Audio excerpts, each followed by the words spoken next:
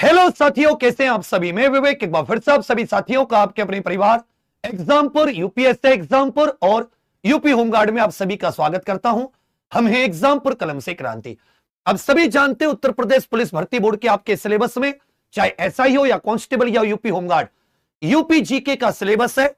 और आज साथी हम लोग इस यूपी जीके की क्लास में आपके यूपी जीके के सिलेबस को पूरा का पूरा निचोड़ने की कोशिश करेंगे। तो सबके सब शांतिपूर्वक बैठना, बिल्कुल बेसिक से लेकर चलेंगे। आपको आनंद भी आएगा और आपको साथ ही इसका आनंद तो आएगा ही आएगा। तो शुरुआत करते हैं कि हो गई है पीर पर्वत सी पिघलनी चाहिए, इस हिमालय से फिर कोई गंगा निकलनी चाहिए। सिर्फ हंगामा फैलाना हमारा मकसद नहीं, हमारी कोशिश से यह सूरत बदलनी चाहिए। मेरे सीने में न सही, तेरे सीने में सही, लगी हो आग कहीं भी, ये आग लगनी चाहिए। हम सब की मिलकर कोशिश है, यह सूरत बदलनी चाहिए। तो चलिए बच्चा, शुरुआत करते हैं। पहला प्रश्न आप सभी के सामने ध्यान से देखिएगा। क्षेत्रफल की दृष्टि से भारत में उत्तर प्रदेश का कौन सा स्थान है?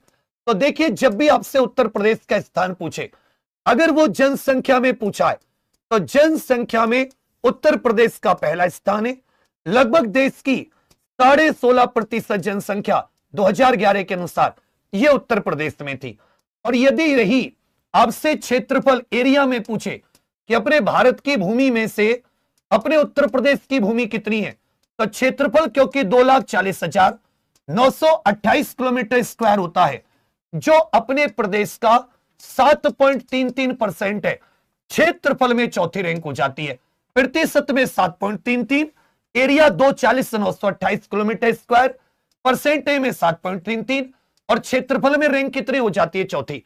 तो आपसे क्या पूछा है, कौन सा स्थान है? कहोगे सर चौथा स्थान है। पहला हो जाता है राजस्थान का, फिर साथ ही एमपी महाराष्ट्र और चौथे पर अपना यूपी। क्षेत्रफल की बात है, जबकि जनसंख्या में पहला। इसमें कितना प्रतिशत एरिया है, कितने प्रतिशत जनसंख्या है, यह भी पूछ सकता है, कोई दिक्कत नहीं, आप उत्तर दे दोगे। जनसंख्या के मामले में उत्तर प्रदेश भारत के सभी राज्यों में किस स्थान पर आता है? अब जनसंख्या में उत्तर प्रदेश की रैंक पूछी, कोई दिक्कत नहीं, बता देते कि भाई देखिए, जहां एरिया में यह चौथी रैंक थी, जनसंख्या मानिए पॉपुलेशन, 2011 जो अंतिम जनगणना थी उसके अनुसार प्रदेश की पॉपुलेशन 19.98 करोड़, मतलब 20 करोड़ में 2 लाख कम, 19 करोड़ 98 लाख।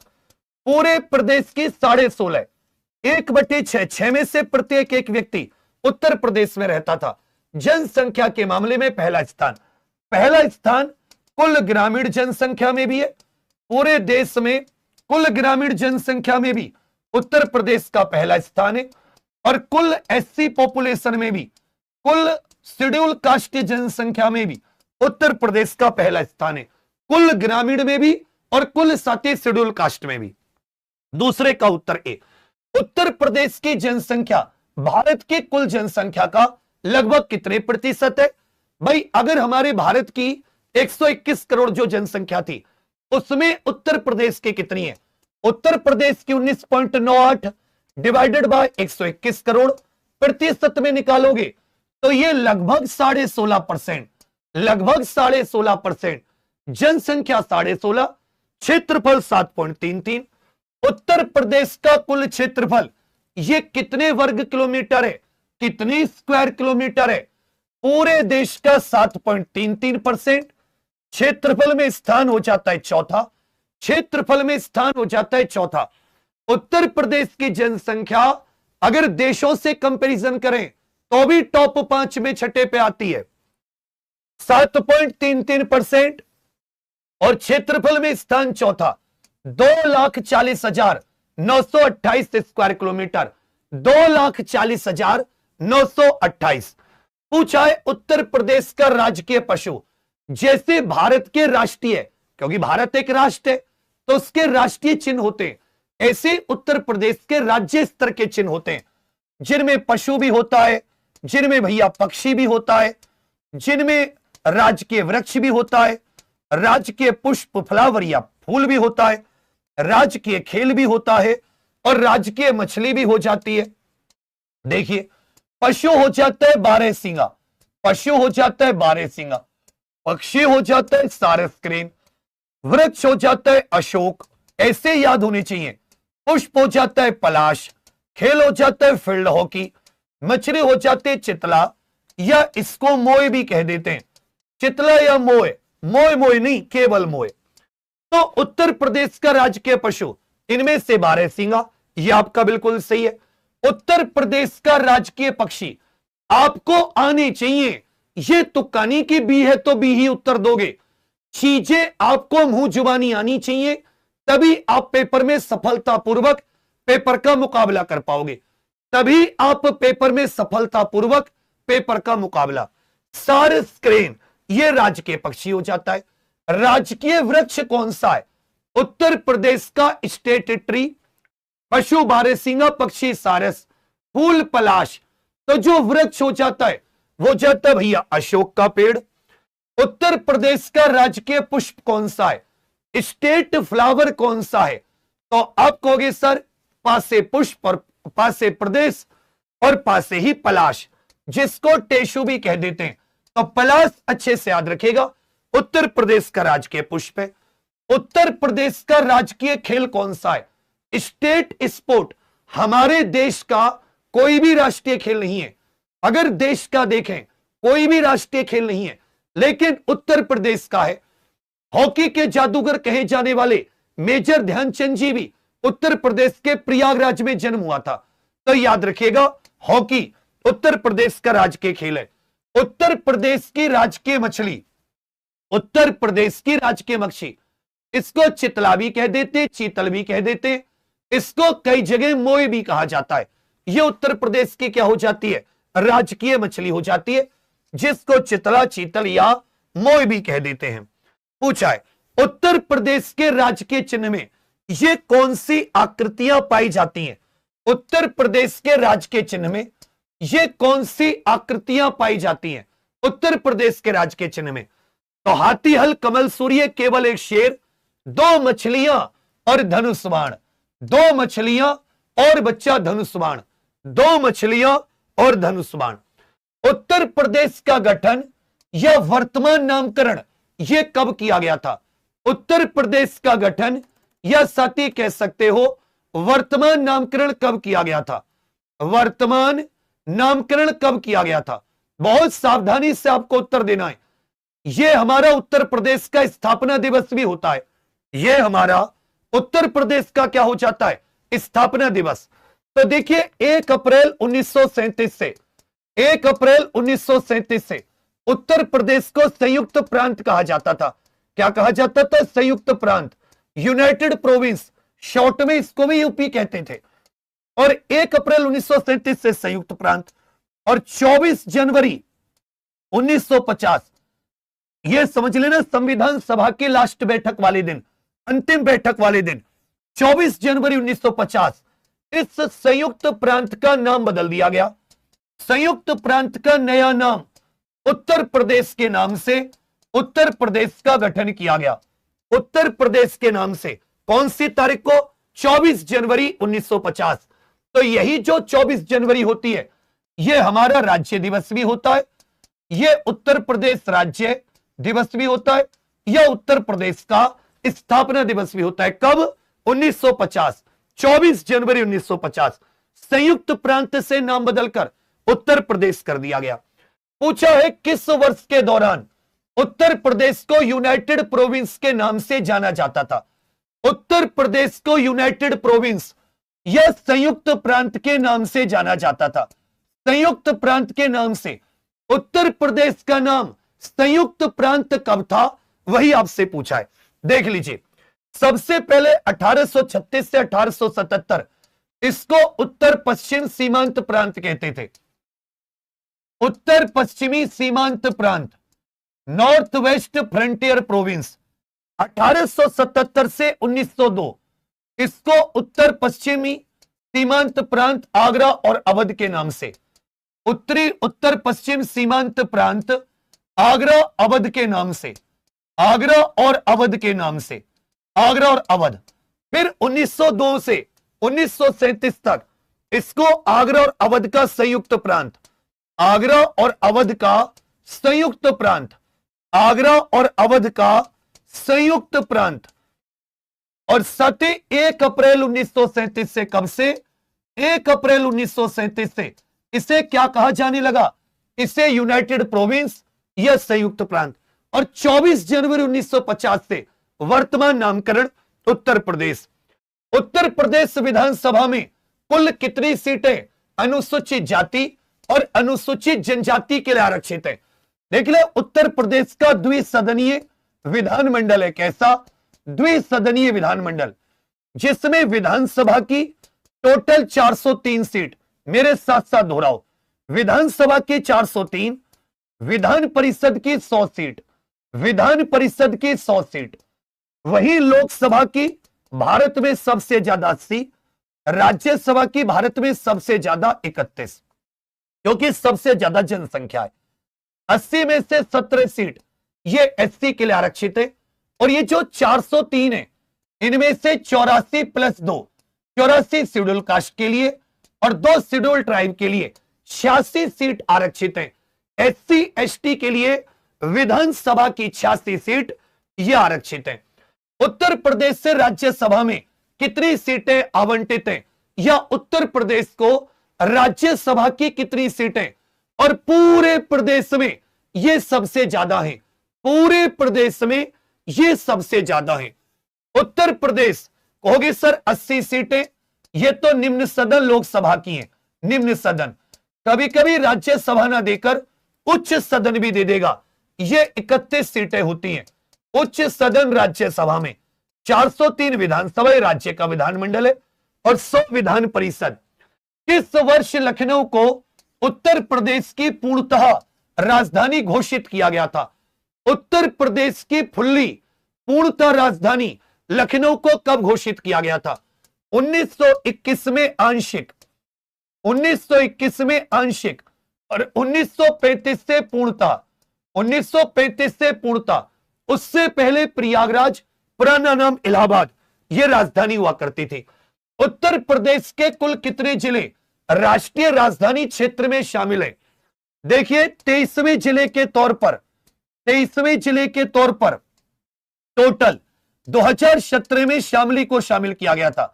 2017 में शामली ये ओवरऑल 23वां और उत्तर प्रदेश का 8वां जिला था। उत्तर प्रदेश का 8वां जिला। ये 8 जिले, 8 जिले हैं जो एनसीआर में उत्तर प्रदेश के शामिल है। पूछेगा उत्तर प्रदेश का कौन सा जिला ये एनसीआर का हिस्सा नहीं है, राष्ट्रीय राजधानी क्षेत्र का हिस्सा नहीं है। राष्ट्रीय राजधानी क्षेत्र का हिस्सा इनमें से कौन सा नहीं है? सावधानी से उत्तर दीजिए। देखो बहुत अच्छे से, मुजफ्फरनगर, शामली, मेरठ, बागपत, हापुड़, बुलंदशहर, गौतम बुद्ध नगर, गाजियाबाद, मुजफ्फरनगर, मेरठ, मुजफ्फरनगर हो जाता भैया, और आपका शामली हो जाता है। 1 2 3 4 5 6 7 8। ना तो सहारनपुर आता है, अच्छे से याद रखिएगा, कई बार कंफ्यूजन के लिए दे देगा। ना सहारनपुर है, ना अलीगढ़ है, ना मथुरा है। ना सहारनपुर, ना अलीगढ़, ना मथुरा। तो इसमें मुजफ्फरनगर भी है, शामली भी है, बुलंदशहर भी है। मथुरा ये एनसीआर का हिस्सा नहीं है। उत्तर प्रदेश भारत के कितने राज्य और केंद्र शासित प्रदेशों के साथ अपनी सीमा साझा करता है? कितने राज्य और केंद्र शासित प्रदेशों के साथ, कितने राज्य और कितने केंद्र शासित प्रदेशों के साथ सती सीमा साझा करता है? कितने केंद्र शासित प्रदेशों के साथ कहोगे सीमा साझा करता है? कितने केंद्र शासित प्रदेशों के साथ टोटल पूछा है। तो देखिए सर्वाधिक सीमा किसके साथ है? उत्तर प्रदेश की सर्वाधिक सीमा यह मध्य प्रदेश के साथ 11 जिले। न्यूनतम किसके साथ है? हिमाचल प्रदेश के साथ सहारनपुर की केवल 1 जिला। इसी प्रकार हरियाणा के साथ है, राजस्थान के साथ 2 जिले, आगरा और मथुरा। हरियाणा के साथ 6 हैं, उत्तराखंड के साथ 7 है, उत्तराखंड के साथ 7 है। तो 8 राज्य और 1 केंद्र शासित प्रदेश, टोटल 9। 8 राज्य और 1 केंद्र शासित प्रदेश। उत्तर प्रदेश किस एकमात्र देश के साथ अपनी अंतरराष्ट्रीय सीमा साझा करता है? लगभग 699-700 किलोमीटर के करीब। इसके 7 जिले होते हैं। कितने जिले? 7 जिले, जिसमें आ जाता है साथी पीलीभीत, पीली से ले आ गया तो लखीमपुर खीरी, पीलीभीत से याद रखिएगा लखीमपुर खीरी, फिर बह से बहराइच, और बह से इस समय याद रखिएगा बच्चा बलरामपुर। बहराइच और बलरामपुर कितने हो गए सर? 4 हो गए। उसके बाद में आ जाता है सिद्धार्थनगर, क्या आ जाता है? सिद्धार्थनगर, और एक इसमें से आ जाता है आपका सिद्धार्थनगर के साथ सिद्धार्थनगर महाराजगंज, एक क्या जाता है? महाराजगंज। एक और हो जाता है जिससे हम लोग क्या बोल देते हैं, याद रखिएगा, जिसे श्रावस्ती कह देते हैं।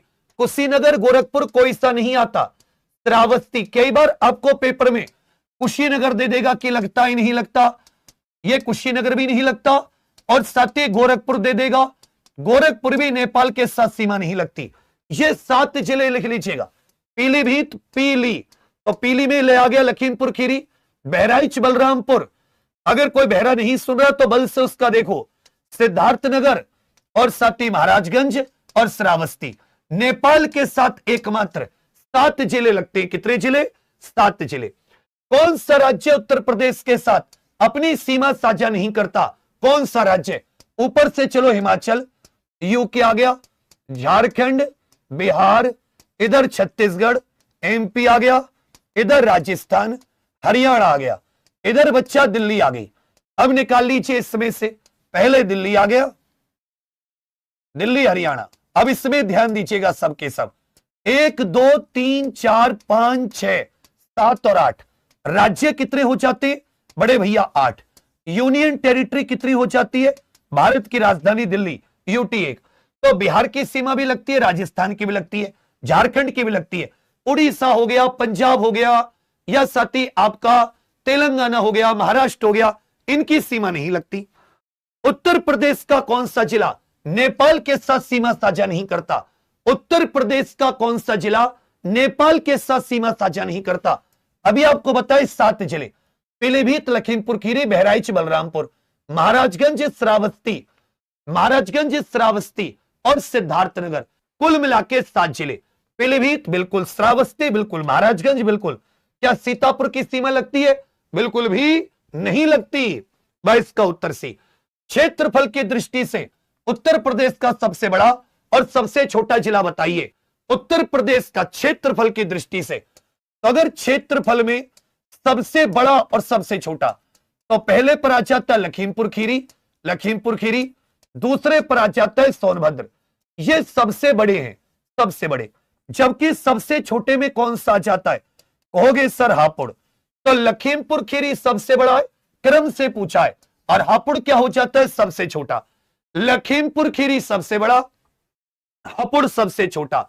2011 की जनगणना के अनुसार उत्तर प्रदेश का सर्वाधिक जनसंख्या वाला जिला कौन सा है? सर्वाधिक जनसंख्या वाला जिला, अगर सर्वाधिक देखोगे भाई, पहले स्थान पर प्रयागराज सबसे ज्यादा, फिर साथ ही मुरादाबाद इत्यादि आ जाते, और सबसे कम में देखोगे तो महोबा, सबसे ज्यादा जनसंख्या ये प्रयागराज। पूछा है उत्तर प्रदेश का कौन सा जिला जिसकी जनसंख्या सबसे कम या न्यूनतम जनसंख्या वाला जिला? क्षेत्रफल में सबसे कम हापुड़ और जनसंख्या में सबसे कम हो जाता है महोबा। क्षेत्रफल के मामले में उत्तर प्रदेश का दूसरा सबसे बड़ा जिला।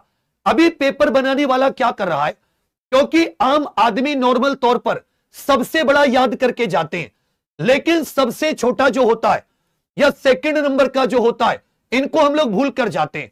अक्सर करते हैं ना ऐसी गलती। ऐसी गलती होती है नहीं होती, ऐसी या नो करके बताओ। तो वही आपको साथी थोड़ा सा ध्यान देना है। क्षेत्रफल के मामले में सबसे दूसरा सबसे बड़ा, तो पहला स्थान किसका था? लखीमपुर खीरी, और दूसरे पर सोनभद्र। उत्तर प्रदेश का सबसे उत्तरी सबसे दक्षिणी जिला बताइए। सबसे उत्तरी सबसे, तो उत्तर प्रदेश के बिल्कुल सीमाओं पर स्थित, बिल्कुल सीमाओं पर स्थित, सबसे उत्तर में हो जाता है सहारनपुर, सबसे दक्षिण में हो जाता है सोनभद्र, सबसे पश्चिम में हो जाता है शामली, और सबसे पूर्व में हो जाता है बागी बलिया। सबसे पूर्व में बागी बलिया। पूर्व से पश्चिम, यह याद रखिएगा चौड़ाई ज्यादा है, 650 किलोमीटर। तो आपसे वही पूछा है, सबसे उत्तरी और सबसे दक्षिणी। सबसे उत्तर में सहारनपुर, दक्षिण में सोनभद्र, सहारनपुर उत्तर, सोनभद्र दक्षिण। जबकि सबसे पूर्वी और सबसे पश्चिमी क्रम से बताना है, सबसे पूर्वी सबसे पश्चिमी। क्वेश्चंस की संख्या ना बढ़े इसलिए मैंने क्रम से एक ही क्वेश्चन में रखकर पूछ लिए, जिससे कि आपके क्वेश्चंस की संख्या ना बढ़े। कि हो गई है पीर पर्वत से पिघलनी चाहिए, इस हिमालय से फिर कोई गंगा निकलनी चाहिए। सिर्फ हंगामा फैलाना मेरा मकसद नहीं, मेरी कोशिश से यह सूरत बदलनी चाहिए। मेरे सीने में ने सही, तेरे सीने में सही, लगी हो आग कहीं भी, ये आग लगनी चाहिए। हम सब की मिलकर कोशिश है, यह सूरत बदलनी चाहिए। चलिए बच्चा, सबसे पूर्व में कौन सा है बलिया, सबसे पश्चिम में कौन सा है शामली, कंफ्यूज मत होना। उत्तर प्रदेश की सबसे लंबी सीमा यह किस राज्य के साथ लगती है? उत्तर प्रदेश की सबसे लंबी सीमा 8 राज्य और 1 यूनियन टेरिटरी में सबसे लंबी सीमा 11 अपने उत्तर प्रदेश के जिले हैं जो इसके साथ सीमा बनाते हैं। कहोगे भैया मध्य प्रदेश के साथ। सबसे ज्यादा सीमा ये एमपी। क्वेश्चन को थोड़ा सा साथ साथ मन में दोहराते हुए भी चलो, क्वेश्चन को साथ साथ मन में दोहराते हुए भी चलो, बहुत इंपॉर्टेंट है। पूछा उत्तर प्रदेश का एकमात्र जिला कौन सा है जो 4 राज्य बिहार, झारखंड, छत्तीसगढ़ और मध्य प्रदेश को स्पर्श करता है? यह भी आपको दे दिया कि यह एकमात्र जिला है उत्तर प्रदेश का, एकमात्र जिला जो 4 राज्यों से टच है। 4 राज्यों से मतलब समझ रहे हो, बिहार, झारखंड, छत्तीसगढ़, एमपी। कौन सा कहोगे सर? सोनभद्र। कौन सा कहोगे बड़े भैया? सोनभद्र। उत्तर प्रदेश के कितने जिले केंद्र शासित प्रदेश दिल्ली के साथ अपनी सीमा साझा करते हैं?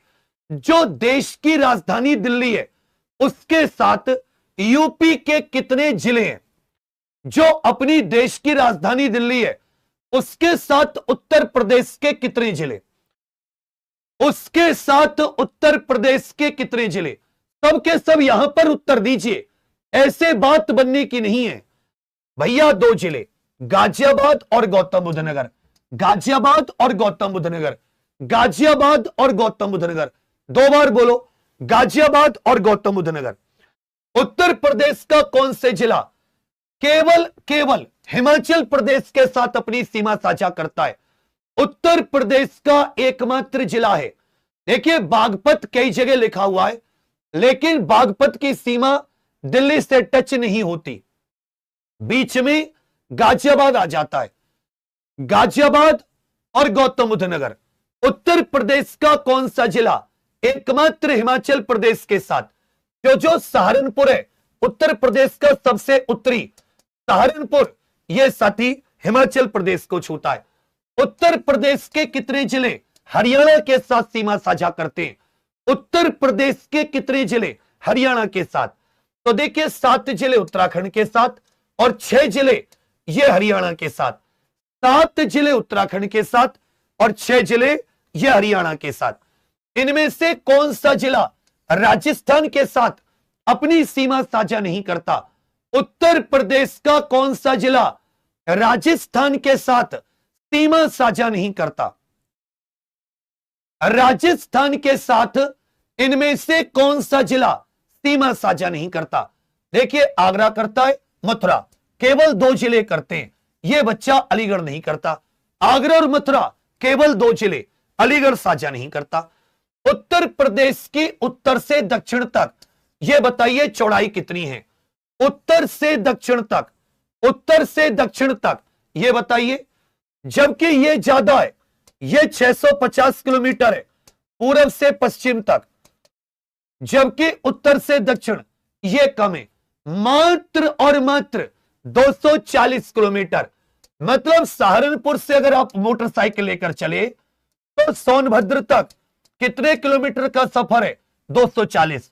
लेकिन वहीं शामली से चलते हो मोटरसाइकिल लेकर और बलिया तक आना है तो कितने किलोमीटर? 650 किलोमीटर। तो उत्तर से दक्षिण पूछिए, उत्तर से उत्तर प्रदेश की पूर्व से पश्चिम यह लंबाई कितनी है? ऐसे लंबाई, पड़ी हुई लंबाई ज्यादा है, ये वाली लंबाई ज्यादा है, ईस्ट पूरब से पश्चिम, ये वाली कम है, उत्तर से दक्षिण ये मात्र 240 और ये कितनी है 650। तो पूरब से पश्चिम तक की कुल लंबाई ये 650 किलोमीटर। पूछे उत्तर प्रदेश का अक्षांशीय विस्तार। अक्षांशीय विस्तार बाबू सोनभद्र से लेकर और ये सहारनपुर तक, सोनभद्र से लेकर ये अक्षांशीय विस्तार 240 किलोमीटर। ये कितना है, ध्यान देना, इसमें से याद रखिएगा 23 डिग्री 52 मिनट, 23 डिग्री 23:52 उत्तरी अक्षांश से लेकर 31 डिग्री 28 मिनट उत्तरी अक्षांश तक। तो इसको ऐसे याद कर लो, 23 से 31, 23:52 से 31, दो बार बोलो मेरे साथ। अक्षांशीय विस्तार कितना है 23 से 31, 23 से 31, 23 से 31। जबकि अगर देशांतर विस्तार आ जाता तो ये 77 से 84। तो 23 से 31 ये आपका बिल्कुल सही है, 23 से 31। वही उत्तर प्रदेश का देशांतरीय विस्तार पूछ लेता कि लेकर भैया शामली से और बलिया ये पूरब से पश्चिम तक कैसा है, तो मैंने अभी बताया 77 से 84 पूर्वी देशांतर, 77 से 84 पूर्वी देशांतर। पूछे उत्तर प्रदेश को कितने आर्थिक क्षेत्रों में विभाजित किया गया है।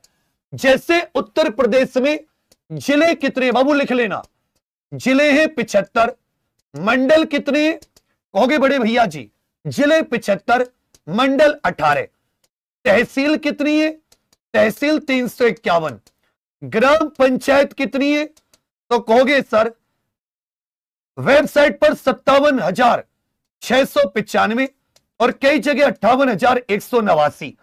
जबकि क्षेत्र पंचायत कितनी है उत्तर प्रदेश में, क्षेत्र पंचायत मेरे साथ साथ दोहराओ 826। वहीं पर नगर निगम कितने हैं, नगर निगम हो जाते हैं 17, नगर पालिका कितनी है, नगर पालिका हो जाती है बाबू 100, 200, नगर पालिका 200। और अगर यही पूछ ले कि नगर पंचायत कितनी हो जाती है, तो नगर पंचायत 545, नगर पंचायत 545। यहीं पर न्याय पंचायत पूछ लेता, न्याय पंचायत याद रखिएगा 8,135। और विकास खंड की संख्या पूछे, विकास खंड की संख्या तो 826। जितने क्षेत्र पंचायत उतने ही विकास खंड। और जिला पंचायत पूछे, जितने जिले उतने जिला पंचायत। यह प्रशासनिक विस्तार पूछता है। आर्थिक क्षेत्र 4, पश्चिमी, मध्य, पूर्वी, बुंदेलखंड, पश्चिमी, मध्य, पूर्वी और बुंदेलखंड। प्रश्न संख्या 40, उत्तर प्रदेश में तहसील कितनी है, उत्तर प्रदेश में वर्तमान में कितनी तहसील है, 18 मंडल 75 जिले 351 तहसील, 18 मंडल 75 जिले 351 तहसील। उत्तर प्रदेश में नगर निगम और नगर पालिका कितनी है, क्रम से बताइए। उत्तर प्रदेश में नगर निगम और नगर पालिका कितनी है, नगर निगम नगर पालिका। देखिए ग्राम पंचायत एक्ट की बात करोगे, उत्तर प्रदेश में ग्राम पंचायत एक्ट ये 1947 में आया। और उत्तर प्रदेश में नगर पालिका वाले एक्ट की बात करोगे, नगर पालिका वाला ये 1916 का था, नगर निगम वाला 1961 में आया है। यह बहुत इंपॉर्टेंट है, इन चीजों पर ध्यान दीजिएगा। 17 नगर निगम हो जाती है, 200 नगर पालिका, 17 नगर निगम 200 नगर पालिका, जबकि 545 ये नगर पंचायत हो जाती है, 545 नगर पंचायत। उत्तर प्रदेश और किस जिले में सबसे अधिक वर्षा और सबसे कम वर्षा होती है, उत्तर प्रदेश का सबसे ज्यादा वर्षा वाला और सबसे कम वर्षा वाला जिला बताइए। सबसे अधिक वर्षा, सबसे कम वर्षा, उत्तर प्रदेश के किस जिले में सबसे ज्यादा और सबसे कम, तो कहोगे भैया गोरखपुर में सबसे ज्यादा लगभग 184 सेंटीमीटर के करीब, जबकि 52-54 सेंटीमीटर के करीब औसत मथुरा में। गोरखपुर में सबसे ज्यादा, मथुरा में सबसे कम।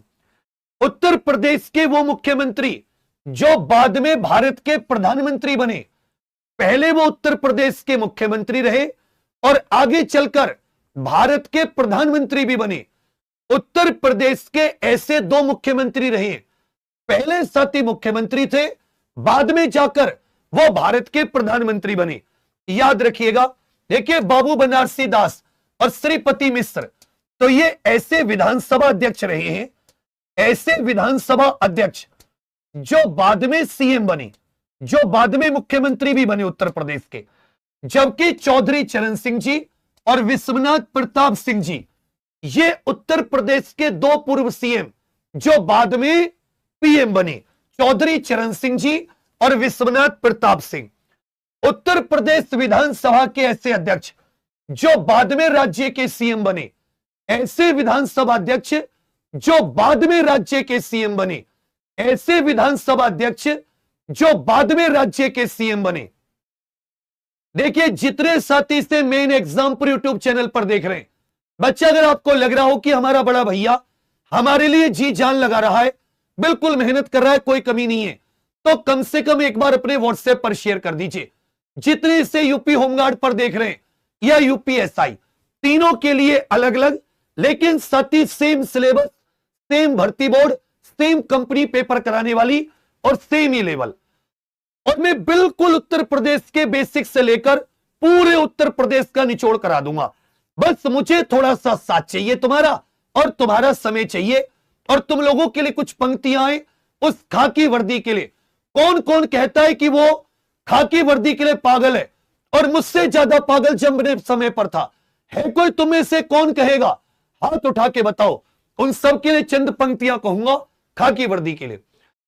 कि कुछ चढ़ गया है तेरा नशा ऐसा कि अब यह लत जाती नहीं है। कुछ चढ़ गया है तेरा नशा ऐसा कि अब यह लत जाती नहीं है। ख्वाब में आती है रे तू, नींद अब आती नहीं है। खाकी वर्दी, ख्वाब में आती है तू, नींद अब आती नहीं है। ये मेहनत और किस्मत की जंग में जीत कर दिखाऊंगा, फिर उसी मेहनत के पसीने से तेरी मांग सजाऊंगा। ऐ खाकी वर्दी, तुझे बना लिया है महबूबा, तुझे मान लिया है महबूबा। एक दिन तुझे घर लेकर आऊंगा, एक दिन तुझे दुल्हन बनाऊंगा। सेवा तो तुझी को करनी है मेरी मां की, तुझी से सेवा करानी है, क्योंकि आप वर्दी पहनकर देश की सेवा, राज्य की सेवा करोगे तो तनख्वाह से आपकी माता जी की बीमारी, उनके बुढ़ापे का खर्च। तो मेहनत कर दो एक बार। और उसी के लिए कहूंगा, सबके सब कुछ नहीं चाहिए, एक बार अपने व्हाट्सएप पर, एक बार 1 सेकंड का समय निकालकर सबके सब अपने व्हाट्सएप पर कि हमारा बड़ा भैया हमारे लिए जी जान लगा रहा है। जब ये क्लास एंड होगी आज, तुम अपने आप को यूपी भर्ती बोर्ड के लिए खड़े हो जाने, ऐसे कांस्टेबल होमगार्ड। कैसे? Yes sir. सावधान। चलिए भैया, वे अध्यक्ष कौन थे जो बाद में राज्य के मुख्यमंत्री भी बने? कहोगे सर बाबू बनारसी दास और श्रीपति मिश्र। बाबू दो ऐसे हैं, बाबू बनारसी दास और श्रीपति मिश्र। पूछे उत्तर प्रदेश में पहली बार राष्ट्रपति शासन कब लागू किया गया? राष्ट्रपति शासन, उस समय भारत के राष्ट्रपति जाकिर हुसैन थे। राष्ट्रपति कौन थे? जाकिर हुसैन। भारत के राष्ट्रपति जाकिर हुसैन। लगभग 1 साल चला। उस समय उत्तर प्रदेश की सीएम चौधरी चरण सिंह जी, और रेडी करके ये उत्तर प्रदेश के राज्यपाल थे।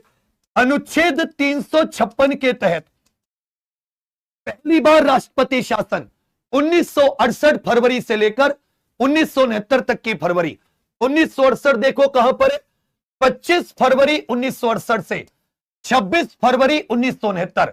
1968 से 1969, 1968। उत्तर प्रदेश में अब तक कुल कितनी बार राष्ट्रपति शासन लगाया जा चुका है? कुल कितनी बार राष्ट्रपति शासन लगाया जा चुका है? कुल कितनी बार राष्ट्रपति शासन? कहोगे सर 10 बार। सबसे ज्यादा कुल 10 बार। 15 अगस्त 1947 को स्वतंत्रता प्राप्ति के बाद उत्तर प्रदेश, उस समय उत्तर प्रदेश का नाम संयुक्त प्रांत था, इसकी पहली राज्यपाल कौन बनी? स्वतंत्रता प्राप्ति के बाद में उत्तर प्रदेश की पहली राज्यपाल।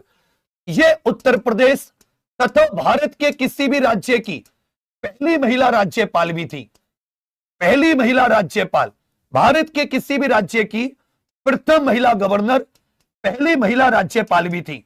और आज इस संयोग की बात देखो, 13 फरवरी है आज, संयोग की बात, आज ही के दिन राष्ट्रीय महिला दिवस, इनका जन्म हुआ था। आज सरोजिनी नायडू जी का जन्म दिवस भी है, श्रीमती सरोजिनी नायडू। और जब साथी हमारा इनकी मृत्यु के बाद में, या ये कह सकते हो जब हमारा नामकरण उत्तर प्रदेश हुआ, उत्तर प्रदेश नामकरण के बाद में जो पहले राज्यपाल बने वो श्री हरमुस जी फिरोजशाह मोदी बने। प्रश्न संख्या 48, 24 जनवरी 1950 को राज्य का नाम बदलकर उत्तर प्रदेश होने के बाद में पहले राज्य के रूप में किसने कार्य किया? या हमारा संविधान लागू होने के बाद में जब संयुक्त प्रांत का नाम बदलकर उत्तर प्रदेश किया गया 24 जनवरी 1950 को, तब कौन थे? इनको साथी हरमस जी, होरमस जी, होरमस जी, फिरोजशाह मोदी भी इनको कह देते हैं, होरमस जी, फिरोजशाह मोदी भी कह देते हैं। अरे ये नरेंद्र मोदी नहीं, ये पारसी थे होरमस जी फिरोजशाह मोदी। ये जब 24 जनवरी 1950 को हमारे संयुक्त प्रांत का नाम बदलकर उत्तर प्रदेश किया गया, उस समय थे। पूछेगा उत्तर प्रदेश के निम्नलिखित राज्यपालों में से कौन बाद में भारत का राष्ट्रपति भी बना? इनमें से केवल एक ऐसे राज्यपाल हैं जो भारत के उत्तर प्रदेश के राज्यपाल भी रहे और बाद में जाकर ये देश के राष्ट्रपति बने। उत्तर प्रदेश के राज्यपाल और बाद में देश के राष्ट्रपति, बहुत बहुत महत्वपूर्ण क्वेश्चन है। पहले उत्तर प्रदेश के राज्यपाल और बाद में देश के राष्ट्रपति भी बने। वराह वेंकट गिरी, वराह वेंकट गिरी। उत्तर प्रदेश के किस जिले में विधानसभा सीटों की संख्या सबसे अधिक है? सबसे ज्यादा विधानसभा सीट 403 में सबसे ज्यादा विधानसभा सीट। क्यों? क्योंकि इस जिले की जनसंख्या भी सबसे ज्यादा है और विधानसभा सीट ये जनसंख्या के हिसाब से तय होती है। प्रयागराज 12 विधानसभा सीट है। जबकि आपसे पूछेगा उत्तर प्रदेश के उन जिलों की पहचान करें जिसमें विधानसभा सीटों की संख्या सबसे कम, मतलब इसमें केवल 2-2 विधानसभा सीट है। उत्तर प्रदेश के 3 जिले ऐसे हैं। उत्तर प्रदेश के कितने जिले? 3, श्रावस्ती, महोबा और चित्रकूट। श्रावस्ती, महोबा और चित्रकूट, श्रावस्ती, महोबा और चित्रकूट, श्रावस्ती, महोबा और चित्रकूट, श्रावस्ती, महोबा और चित्रकूट। ये 3 जिले ऐसे जहां 2-2 विधानसभा सीट। उत्तर प्रदेश के पहले मुख्यमंत्री ये 1946 से ही थे। आजादी के बाद भी, फिर साथ ही स्वतंत्रता के बाद, गणतंत्र बनने के बाद, नामकरण के बाद, कैसा भी पूछ ले, पहले मुख्यमंत्री की बात आ जाए गोविंद वल्लभ पंत, पहले मुख्यमंत्री गोविंद वल्लभ पंत, दूसरे थे संपूर्णानंद। उत्तर प्रदेश की पहली महिला मुख्यमंत्री होने का गौरव किसे प्राप्त है? उत्तर प्रदेश की पहली महिला मुख्यमंत्री, उत्तर प्रदेश की पहली महिला मुख्यमंत्री कौन थी? कहोगे सर श्रीमती सुचेता कृपलानी, श्रीमती सुचेता कृपलानी। भारत और उत्तर प्रदेश, उत्तर प्रदेश और भारत के किसी भी राज्य की पहली महिला सुचेता कृपलानी। उत्तर प्रदेश विधानसभा के उन अध्यक्ष का नाम बताइए जो बाद में मुख्यमंत्री बने। तो ये तो अभी आया था, बाबू बनारसी दास और श्रीपति मिश्र, बाबू बनारसी दास और श्रीपति मिश्र।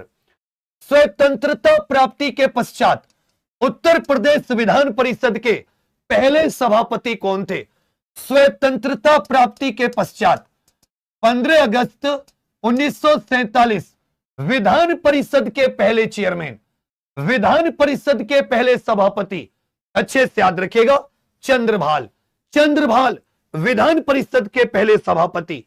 जबकि इलाहाबाद हाई कोर्ट की स्थापना ये किस वर्ष हुई थी? इलाहाबाद हाई कोर्ट की स्थापना, देखिए पहले इसकी स्थापना आगरा में हुई थी सन 1866, फिर 1869 में उस समय के इलाहाबाद में ट्रांसफर, उस समय के इलाहाबाद में याद रखिएगा इलाहाबाद हाई कोर्ट का ट्रांसफर इलाहाबाद हाई कोर्ट के पहले मुख्य न्यायाधीश कौन थे? इलाहाबाद हाई कोर्ट के पहले मुख्य न्यायाधीश कौन थे? इलाहाबाद हाई कोर्ट के पहले मुख्य न्यायाधीश कौन थे? अच्छे से याद रखिएगा, इनका नाम था सर वाल्टर मॉर्गन। क्या नाम था? Sir Walter Morgan. जैसे क्वेश्चन पूछा वैसे उत्तर। जब इलाहाबाद हाई कोर्ट की स्थापना हुई तो पहले मुख्य न्यायाधीश वाल्टर मॉर्गन। स्वतंत्रता के बाद इलाहाबाद हाई कोर्ट के पहले मुख्य न्यायाधीश कौन बने? स्वतंत्रता के बाद इलाहाबाद हाई कोर्ट के पहले मुख्य न्यायाधीश। यह बात स्वतंत्रता के बाद की हो रही है। स्वतंत्र जो शाह मोहम्मद सुलेमान थे, ये पहले भारतीय जज थे इलाहाबाद हाई कोर्ट के पहले, इलाहाबाद हाई कोर्ट के पहले भारतीय जज। लेकिन बात स्वतंत्रता के बाद की है, और वो भी मुख्य न्यायाधीश श्री विधु भूषण मलिक। श्री विधु भूषण मलिक मुख्य न्यायाधीश की बात हो रही है। इलाहाबाद हाई कोर्ट के पहले भारतीय मुख्य न्यायाधीश कौन थे? पहले भारतीय मुख्य न्यायाधीश तो शाह मोहम्मद सुलेमान, इंडिपेंडेंस से पहले। इलाहाबाद हाई कोर्ट की पहली महिला न्यायाधीश कौन थी? मतलब जैसे पुरुष हो गए तो पहली महिला न्यायाधीश जिन्हें इलाहाबाद हाई कोर्ट में नियुक्ति मिली थी, पहली महिला न्यायाधीश हो गए सर न्यायमूर्ति ज्योतिर्मयी धर करके नाम था 1902 में। न्यायमूर्ति ज्योतिर्मयी धर करके इनका नाम था। उत्तर प्रदेश को कुल कितने कृषि जलवायु क्षेत्रों में बांटा गया है? उत्तर प्रदेश को कुल कितने कृषि जलवायु क्षेत्रों में? देखिए, अगर मुख्य पूछे तो 3 कृषि जलवायु क्षेत्र हैं। मुख्य पूछे तो कितने? 3। लेकिन जब कुल पूछे तो ये उत्तर आएगा 9। जैसा क्वेश्चन पूछे वैसा उत्तर दे देना। मुख्य पूछे 3, कुल पूछे 9, दोनों में कुछ ना लगा हो तो 9 उत्तर दे देना। तो मुख्य जो कृषि जलवायु क्षेत्र होते उत्तर प्रदेश में 9 है। उत्तर प्रदेश के किस क्षेत्र में मुख्य रूप से काबर मिट्टी पाई जाती है? ये 4 प्रकार की मिट्टी होती है। एक साथी मार, एक होती है साथी काबर मिट्टी, इसको लाल काली कपास मिट्टी भी कह देते हैं। एक साथी पावर मिट्टी, पारेवा या परेवा कुछ करके मिट्टी हो जाती है, और एक हो जाती है। 4 प्रकार की मिट्टी होती है। ये कितने प्रकार की? अच्छे से याद रखेगा, ये 4 प्रकार की मिट्टी होती है। इनका नाम हो जाता है मार काबर, राकर और परुआ। मार काबर राकर और परुआ, मार काबर राकर और परुआ। ये जो चारों मिट्टी होती है ये बुंदेलखंड में पाई जाती है। जबकि रेड सॉइल, लाल मिट्टी याद रखिएगा, ये विंध्य क्षेत्र में। बुंदेलखंड का क्षेत्र जो होता है इसमें 4 प्रकार की मिट्टी होती है। ये काबर मिट्टी जो है ये कपास के लिए बहुत प्रसिद्ध है। मार काबर राकर परुआ, मार काबर राकर परुआ, ये 4 बुंदेलखंड क्षेत्र की हैं। 2011 की जनगणना के अनुसार उत्तर प्रदेश की कुल जनसंख्या कितनी थी? भागिए मत जब तक कि साथी सिद्ध ना कर दो कि तुम वर्दी के लायक हो। जब तक कि तुम ये दुनिया को सिद्ध ना कर दो कि तुम सभी वर्दी के लायक हो, ये बताओ जाकर तुम्हें क्या मिलेगा? अगर तुम क्लास से गए तुम क्या प्राप्त कर पाओगे? जिस सपने के लिए तुम आए वो सपना पूरा हो पाएगा क्या? अभी तो सोचो 45 मिनट हुई क्लास में, और उत्तर प्रदेश का कितना बड़ा पोर्शन। मैं कहता हूं कुछ तो तुम्हें आया होगा, कुछ तो आया होगा, नहीं आया होगा? ईमानदारी से बताइए सबके सब। तो तुम्हारा फर्ज क्या बनता है? तुम्हारा फर्ज बनता है क्लास में अंगद का पैर जमा देने का, अंगद के जैसा पैर जमा देने का। और हम सबके घर वाले, हम सबके मम्मी पापा परिवार एक अच्छी जिंदगी डिजर्व करता है, एक अच्छी जिंदगी के हकदार है। हम जानते हैं कि अगर ये सरकारी नौकरी हमें मिलती है तो हम उन्हें एक बेहतर जिंदगी दे पाएंगे। 8वां वेतन आयोग है, समय से उनकी इच्छाएं, बेसिक तो कर पाओगे ना? क्या अगर तुम यहां से भागे या तुमने फोन चलाया, तुमने अपना समय व्यर्थ किया, तो तुम ये सोचो तुम अपने सपने के पास जा रहे हो, मंजिल के, या उससे दूर। जो चीज आज तुम्हें अपनी मंजिल के पास लेकर जाए उसे अपने पास रखो, और जो चीज तुम्हें मंजिल से दूर लेकर जाए उसे खुद से दूर कर दो। तो तुम्हें मंजिल के पास जाना है या तुम्हें मंजिल से दूर जाना है? ईमानदारी से बताइए एक साथ। मंजिल के पास जाना है, मंजिल से दूर। इसलिए किसी ने कहा है कि हौसला कर ही लिया है ऊंची उड़ान का, हौसला कर ही लिया है ऊंची उड़ान का, फिजूल है देखना कद आसमान का, फिजूल है देखना कद आसमान का। अरे सुल्तान कर दे चढ़ाई, ये अगली मेहनत अपने माता पिता के लिए आज ऐसा करके कि हां भैया मुझे खत्म करके ही जाना है, ऐसा करके कि आज इसको आप खत्म करके ही जाइए। अब जानते हैं लगभग 16.5% उत्तर प्रदेश में जनसंख्या में पहला स्थान 19.98 करोड़, 20 करोड़ में 2 लाख। उत्तर प्रदेश का जनसंख्या घनत्व, उत्तर प्रदेश का जनसंख्या घनत्व पूछा है, पॉपुलेशन डेंसिटी। भाई हमारे देश का कितना है? देश का 382 किलोमीटर स्क्वायर। अपने उत्तर प्रदेश का कितना है? 829। उत्तर प्रदेश का कितना? 829। देश का कितना? 382। 2001 से 2011 के दौरान उत्तर प्रदेश की 10वीं जनसंख्या वृद्धि दर 10 साल में उत्तर प्रदेश की जनसंख्या कितने प्रतिशत से बढ़ गई? 10 वर्ष में उत्तर प्रदेश की जनसंख्या ये कितने प्रतिशत से बढ़ गई? कहोगे सर 17.7% ये देश की, जबकि उत्तर प्रदेश की लगभग 20.2, उत्तर प्रदेश की 20.2। 2011 की जनगणना के अनुसार किस जिले में सर्वाधिक दशकीय वृद्धि दर? इनमें से कौन सा जिला है जिसकी जनसंख्या सबसे तेजी से बढ़ी? जिसकी जनसंख्या सबसे तेजी से बढ़ी, तो अच्छे से याद रखिएगा गौतम बुद्ध नगर। सबसे ज्यादा साक्षरता भी और दशकीय वृद्धि दर में भी गौतम बुद्ध नगर सबसे ज्यादा। उत्तर प्रदेश का कौन सा जिला जहां पर न्यूनतम दशकीय वृद्धि दर, जहां की जनसंख्या बहुत ही स्लो बढ़ी, मात्र 9% के आसपास। तो उत्तर प्रदेश में सबसे ज्यादा जनसंख्या में वृद्धि गौतम बुद्ध नगर, और दशकीय वृद्धि सबसे कम यह कानपुर नगर में। पूछे 2011 की जनगणना के अनुसार उत्तर प्रदेश का लिंगानुपात क्या था? प्रति 1000 पुरुषों पर महिलाओं की संख्या कितनी उत्तर प्रदेश में? प्रति 1000 पुरुषों पर महिलाओं की संख्या कितनी है? एक छोटा सा टारगेट पूर्ति करोगे मेरी? जो एग्जाम्पल पर देख रहे हैं इसे साथी एग्जाम्पल और यूपी होमगार्ड, एक बार अगर आप सब शेयर करोगे तो 7-7 हजार पार हो जाएंगे। और जितने से एसआई पर देख रहे हैं आप लोग शेयर करोगे एक बार तो बच्चा 6000, तीनों को मिलाकर 20,000 लाइव हो जाएंगे। तुम पर, तुम्हारा मुझ पर बड़ा एहसान होगा, मेरा मन खुश हो जाएगा बच्चा। एक बार सबके सब साथी इस क्लास को एक बार सबके सब शेयर कर दीजिए। और शेयर करने का मतलब यह नहीं कि व्हाट्सएप खोल के बैठ जाओ उसी में तुरंत आना है। भैया लिंगानुपात की बात हो रही है, 912। पूरे भारत का कितना है? 943। यूपी का कितना है? 912। यूपी का कितना है? 912। यूपी का 912। पूरे भारत का 943।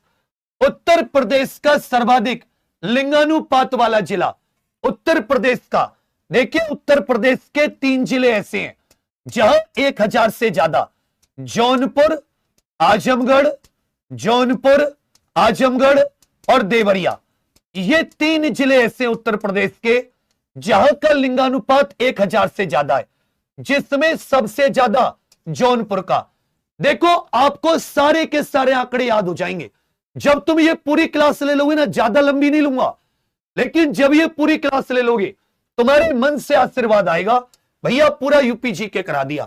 तो सबसे ज्यादा जौनपुर, फिर आजमगढ़, फिर देवरिया। उत्तर प्रदेश का सबसे कम लिंगानुपात, देखिए सर्वाधिक साक्षरता, देखो इसका वो देखो ये विरोधाभास कैसा है। साक्षरता सबसे ज्यादा है, पढ़ाई लिखाई सबसे ज्यादा है, तो महिला पुरुष में अंतर भी सबसे कम होना चाहिए था। लेकिन सोचो, सबसे कम लिंगानुपात गौतम बुद्ध नगर से 3 चीज सुन लो, सबसे ज्यादा 10 के वृद्धि दर, सबसे ज्यादा इसकी साक्षरता, लेकिन कमी की बात करें सबसे कम लिंगानुपात। 2011 की जनगणना के अनुसार उत्तर प्रदेश की कुल साक्षरता, उत्तर प्रदेश की, यदि भारत की पूछता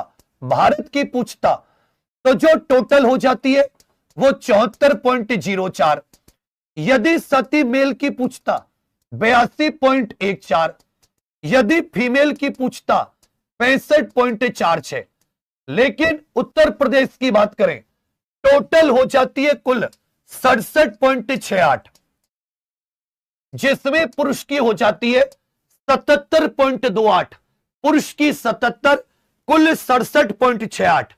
पूछे महिला साक्षरता कितनी है, उत्तर प्रदेश में महिला साक्षरता दर कितनी है? 2011 की जनगणना के अनुसार उत्तर प्रदेश में महिला साक्षरता दर कितनी है? सबके सब उत्तर दो बाबू। महिला साक्षरता दर होगे बड़े भैया, ये तो मात्र 57.18%, 57.18। पूछा है किस जिले में पुरुष साक्षरता सबसे ज्यादा है? किस जिले में पुरुष साक्षरता सबसे ज्यादा है? देखिए, टोटल में भी गौतम बुद्ध नगर है, पुरुष में भी गौतम बुद्ध नगर है, लेकिन महिला साक्षरता में यह कानपुर नगर हो जाता है। तो कुल में भी सबसे ज्यादा पुरुष में और टोटल में भी सबसे ज्यादा पुरुष में। जहां महिला साक्षरता सबसे कम है तो ओवरऑल भी याद रखिएगा सबसे कम साक्षरता, चाहे पुरुष की बात करें चाहे महिलाओं की बात करें। उत्तर प्रदेश के श्रावस्ती, विरोधाभास देखो, यहां पर भगवान गौतम बुद्ध जी ने सबसे ज्यादा उपदेश दिए और यहीं पर सोचो सबसे कम साक्षरता। पूछा है बाल लिंगानुपात कितना है? उत्तर प्रदेश का बाल लिंगानुपात देखिए, कुल की बात करें 912, बाल लिंगानुपात की बात करें 902, 0 से 6 आयु वर्ग का मात्र 902, 0 से 6। उत्तर प्रदेश के कुल जनसंख्या में बाल जनसंख्या का कितना प्रतिशत है? जैसे ओवरऑल जो जनसंख्या यूपी की, इसमें चाइल्ड बाल जनसंख्या कितनी प्रतिशत है? 15.41%। पूछा साक्षरता के मामले में 2011 के आंकड़ों के हिसाब से उत्तर प्रदेश का भारत में कौन सा स्थान था? उत्तर प्रदेश का भारत में तो जब 67 है तो आप ये सोचोगे ये साथी उस समय के जो राज्य थे उनमें नीचे रहा होगा।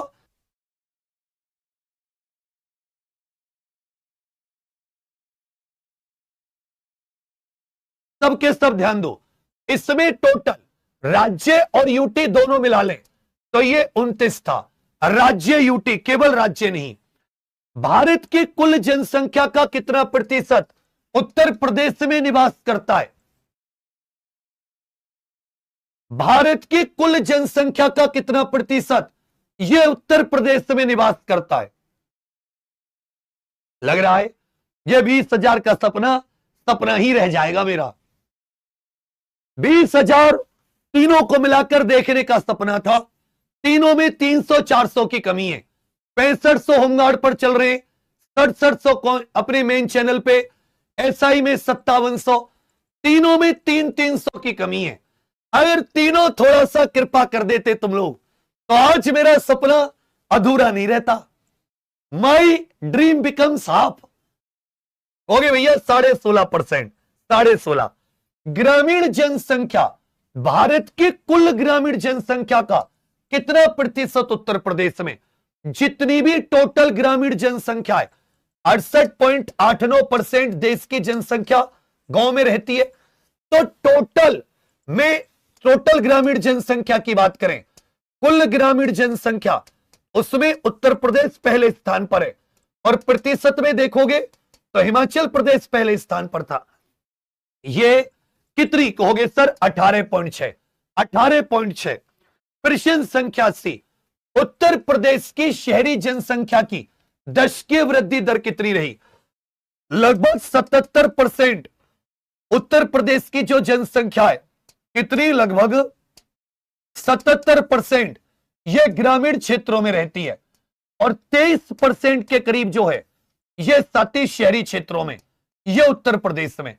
उसमें भी 10 की वृद्धि दर देखोगे तो शहरों की 28.82 रही, शहरों की।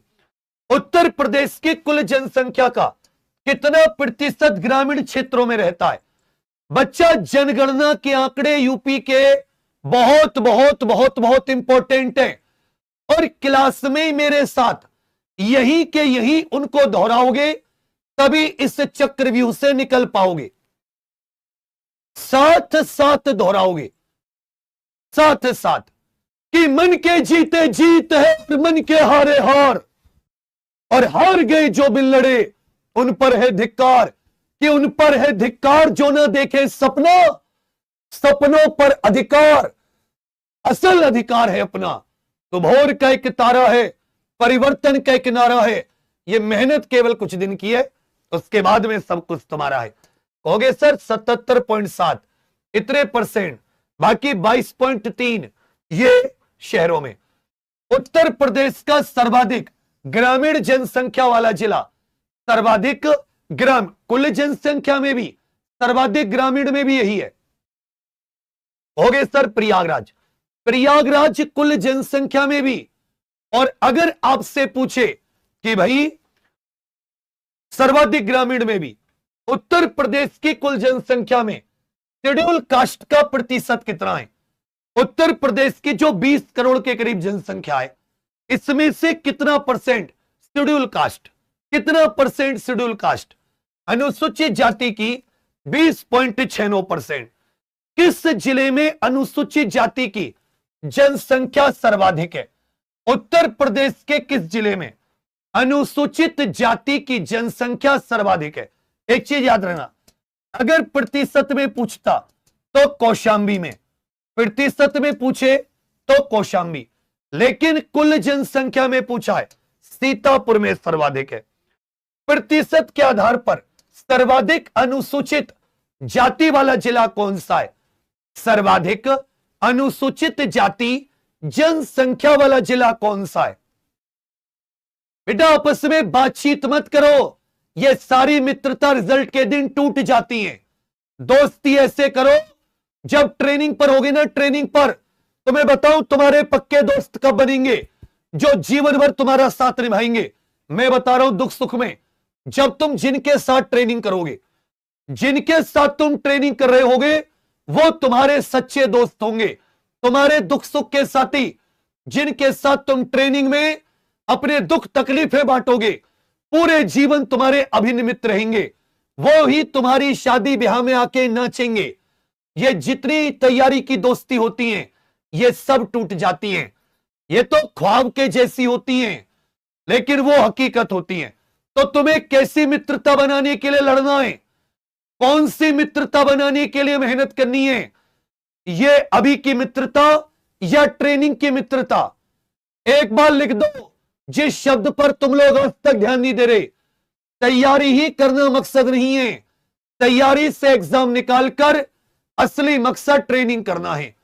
असली मकसद क्या है? ट्रेनिंग शब्द लिख दो सबके सब। जब ये शब्द तुम लिखते हो ना, तुम्हारी आत्मा तक ये आवाज आनी चाहिए कि तुम लोग किसके लिए मेहनत कर रहे हो। कौशांबी प्रतिशत में, कुल जनसंख्या में सीतापुर।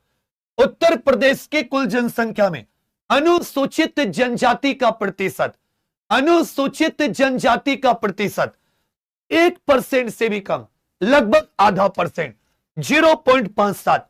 कुल जनसंख्या एसटी, वो भी सोनभद्र, प्रतिशत में भी एसटी, वो भी सोनभद्र। किस जिले में अनुसूचित जनजाति की सर्वाधिक जनसंख्या है? सबसे कम हो जाती है बागपत, कहोगे भैया सोनभद्र में, प्रतिशत में भी सबसे ज्यादा और कुल में भी सबसे ज्यादा। किस जिले में नगरीय जनसंख्या और उत्तर प्रदेश में सबसे ज्यादा थारू जनजाति पाई जाती है? नगरीय जनसंख्या का प्रतिशत, इसमें कुल नगरीय जनसंख्या की बात नहीं कर रहा, सबसे ज्यादा इसका जनसंख्या घनत्व भी सबसे ज्यादा है। भाई गाजियाबाद का जनसंख्या घनत्व में भी पहला स्थान है और इसका शहरी जनसंख्या प्रतिशत में भी पहला स्थान है। सबसे ज्यादा नगरीकृत जिला यूपी का गाजियाबाद। उत्तर प्रदेश का सर्वाधिक क्षेत्रफल वाला जिला, यूपी का सर्वाधिक क्षेत्रफल वाला जिला बताइए, यूपी का सर्वाधिक क्षेत्रफल वाला जिला बताइए। सर्वाधिक क्षेत्रफल कहोगे सर लखीमपुर खीरी। सबसे कम जनसंख्या वाला जिला, सबसे कम जनसंख्या वाला जिला बताओ। यूपी का सबसे कम जनसंख्या। जो भी साथी अभी यूपी कांस्टेबल की तैयारी 32,679 का फॉर्म भरा है और अभी वो कॉन्फिडेंस नहीं आ रहा, तो बच्चा 15 दिन एग्जाम पर ऑफिशियल एप्लीकेशन पर दो। सच बता रहा हूं, आत्मा से प्रसन्न हो जाएगी, आत्मा से प्रसन्न हो जाएगी तुम सबकी। सबसे कम जनसंख्या वाला कहोगे सर महोबा। वर्ष 2026 तक कुल प्रजनन दर को घटाकर कितना करने का लक्ष्य है? 2021 से 2030 तक यह उत्तर प्रदेश की जनसंख्या नीति आई 2.1% पर लाना कुल प्रजनन दर को। प्रदेश की नई जनसंख्या नीति यह कब जारी की गई थी? उत्तर प्रदेश की नई जनसंख्या नीति यह कब जारी की गई थी? क्योंकि आपके पेपर में जनसंख्या नगरीकरण अलग से पेपर में टॉपिक है भैया। 11 जुलाई 2021 यह जनसंख्या दिवस के दिन, जनसंख्या दिवस के दिन यह उत्तर प्रदेश की नई होगी भैया, यह जनसंख्या नीति थी। प्रश्न संख्या 93, किस जिले में सबसे अधिक शहरी जनसंख्या? बात वही है, नगरीय जनसंख्या पूछे, सर्वाधिक नगरीकृत राज्य भी पूछ सकता है। जहां सबसे ज्यादा प्रतिशत शहरों में रहती हो, कहोगे सर गाजियाबाद। कौन सा गाजियाबाद? प्रतिशत में पूछा है। कुल अगर शहरी जनसंख्या में पूछता जो नगर निगम के हिसाब से है, नगर निगम, तो वो लखनऊ होता, सेकंड पर कानपुर। 2011 की जनगणना के आधार पर उत्तर प्रदेश में शहरी आबादी कितनी है? आपको पता है कि ग्रामीण आबादी कितनी है? 77.7%। तो जाहिर सी बात है बची कितनी शहरी आबादी? लगभग 23 से कम 22.27%। यह ग्रामीण आबादी है 77.73, शहरी 22.27। उत्तर प्रदेश का सबसे कम शहरीकरण या सबसे कम शहरी जनसंख्या वाला जिला, जहां पर सबसे कम, याद रखना श्रावस्ती, सबसे कम साक्षरता, सबसे कम साक्षर जिला है और यहीं पर सबसे कम शहरीकरण भी है। 2011 की जनगणना के अनुसार उत्तर प्रदेश की कुल जनसंख्या में हिंदू धर्म के अनुयायियों का प्रतिशत कितना है? हिंदू धर्म के अनुयायी लगभग 75%, 3/4 भी कह सकते हो। किस जिले में मुस्लिम आबादी का प्रतिशत सबसे ज्यादा है? किस जिले में मुस्लिम आबादी का प्रतिशत सबसे ज्यादा है? किस जिले में? रामपुर में सबसे ज्यादा है। कौन सा जिला हिंदू आबादी के प्रतिशत के मामलों में शीर्ष जिलों में आता है? उत्तर प्रदेश के किस जिले की हिंदू आबादी सबसे ज्यादा है? देखो, आज अगर तुम क्लास खत्म होने से पहले छोड़कर गए, 3 चीजें अपने दिमाग में बिठा लेना। अपमान के सिवा कुछ नहीं मिलेगा, क्योंकि तुम जी जान लगा के मेहनत नहीं करोगे। ऊपर वाला मेहनत के अनुपात में देता है, वो तुम्हें तुम्हारी मेहनत के अनुपात में देगा। जिसने घुटने लगा दिए, पत्थर का सीना चीर दिया दशरथ मां जी ने, यह मां सरस्वती की कलम में ताकत होती है।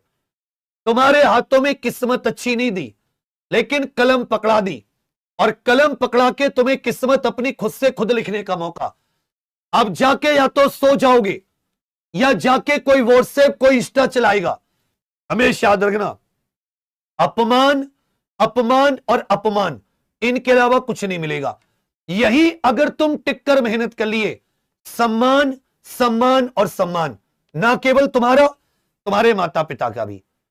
इसलिए कहते हैं कि डुबकियां सिंधु में गोताखोर लगाता है, जा जाकर खाली हाथ लौट कर आता है, कि मिलते नहीं मोती यूं ही गहरे पानी में, बढ़ता दुगना विश्वास इसी हैरानी में, आखिर मुट्ठी खाली उसकी हर बार नहीं होती, कोशिश करने वालों की, मेहनत करने वालों की कभी हार नहीं होती। कहोगे सर हिंदू आबादी में इनमें सबसे ज्यादा कौन सा है? गाजियाबाद। कौन सा भैया? गाजियाबाद। पूछा गंगोत्री ग्लेशियर या गोमुख से, इसमें किसका? गंगोत्री ग्लेशियर या गोमुख से? गंगोत्री ग्लेशियर या गोमुख से, इसमें से किस नदी का उद्गम होता है? इसमें से किस नदी का उद्गम होता है? इसमें से किस नदी का? कहोगे सर गंगा जी का। किसका? गंगा जी का। पूछे यमुना और गंगा का संगम उत्तर प्रदेश में किस स्थान पर? न केवल यमुना और गंगा, माता सरस्वती, यमुना गंगा सरस्वती, गंगा जमुना सरस्वती। याद रखिएगा प्रयागराज में कुंभ मेला लगता है। कुंभ मेला लगता है। देखिए जो भी यूपीएसआई के आपके आसपास या आप तैयारी कर रहे हो, फ्लिपकार्ट से यूपीएसआई के test series, exam pre UPSI test series नाम से सर्च करके कैश ऑन डिलीवरी ऑर्डर कर देना। गोमत ताल या फुलर झील, ये किस नदी का स्रोत है? इसी के किनारे याद रखेगा जौनपुर, इसी के किनारे याद रखेगा लखनऊ, जौनपुर, लखनऊ, ये सब सुल्तानपुर, ये सब किसके किनारे? गोमती नदी के किनारे। किसके किनारे भैया? गोमती नदी के किनारे। इनमें से कौन सी यमुना जी की सहायक नदी नहीं है? इनमें से कौन सी एक यमुना जी की सहायक नदी नहीं है? देखिए चंबल इटावा में यमुना जी से जाके मिलती है, बेतवा हमीरपुर में यमुना जी से जाकर मिलती है। तो चंबल बेतवा केन तीनों की तीनों गोमती गंगा जी की है। गोमती गंगा जी की सहायक नदी गोमती गंगा जी। कैथी कुछ करके स्थान है। दो का उत्तर डी आपका बिल्कुल सही है। राम गंगा नदी यह किस शहर के पास गंगा जी में मिलती है? राम गंगा नदी। उससे पहले बरेली, रामपुर, ये सब जो हैं ये इसी के किनारे स्थित हैं। बरेली, रामपुर इत्यादि किसके? रामगंगा। कन्नौज में गंगा जी से मिलती है। कन्नौज में गंगा जी से। पूछा है केन नदी उत्तर प्रदेश के किस जिले में यमुना जी से मिलती है? ये जो उत्तर प्रदेश की नदियां कहां गंगा कहां यमुना से मिलती हैं, इतनी इंपॉर्टेंट है ये। मैं कह रहा हूं एक दो सीधे के सीधे क्वेश्चन, सीधे के सीधे।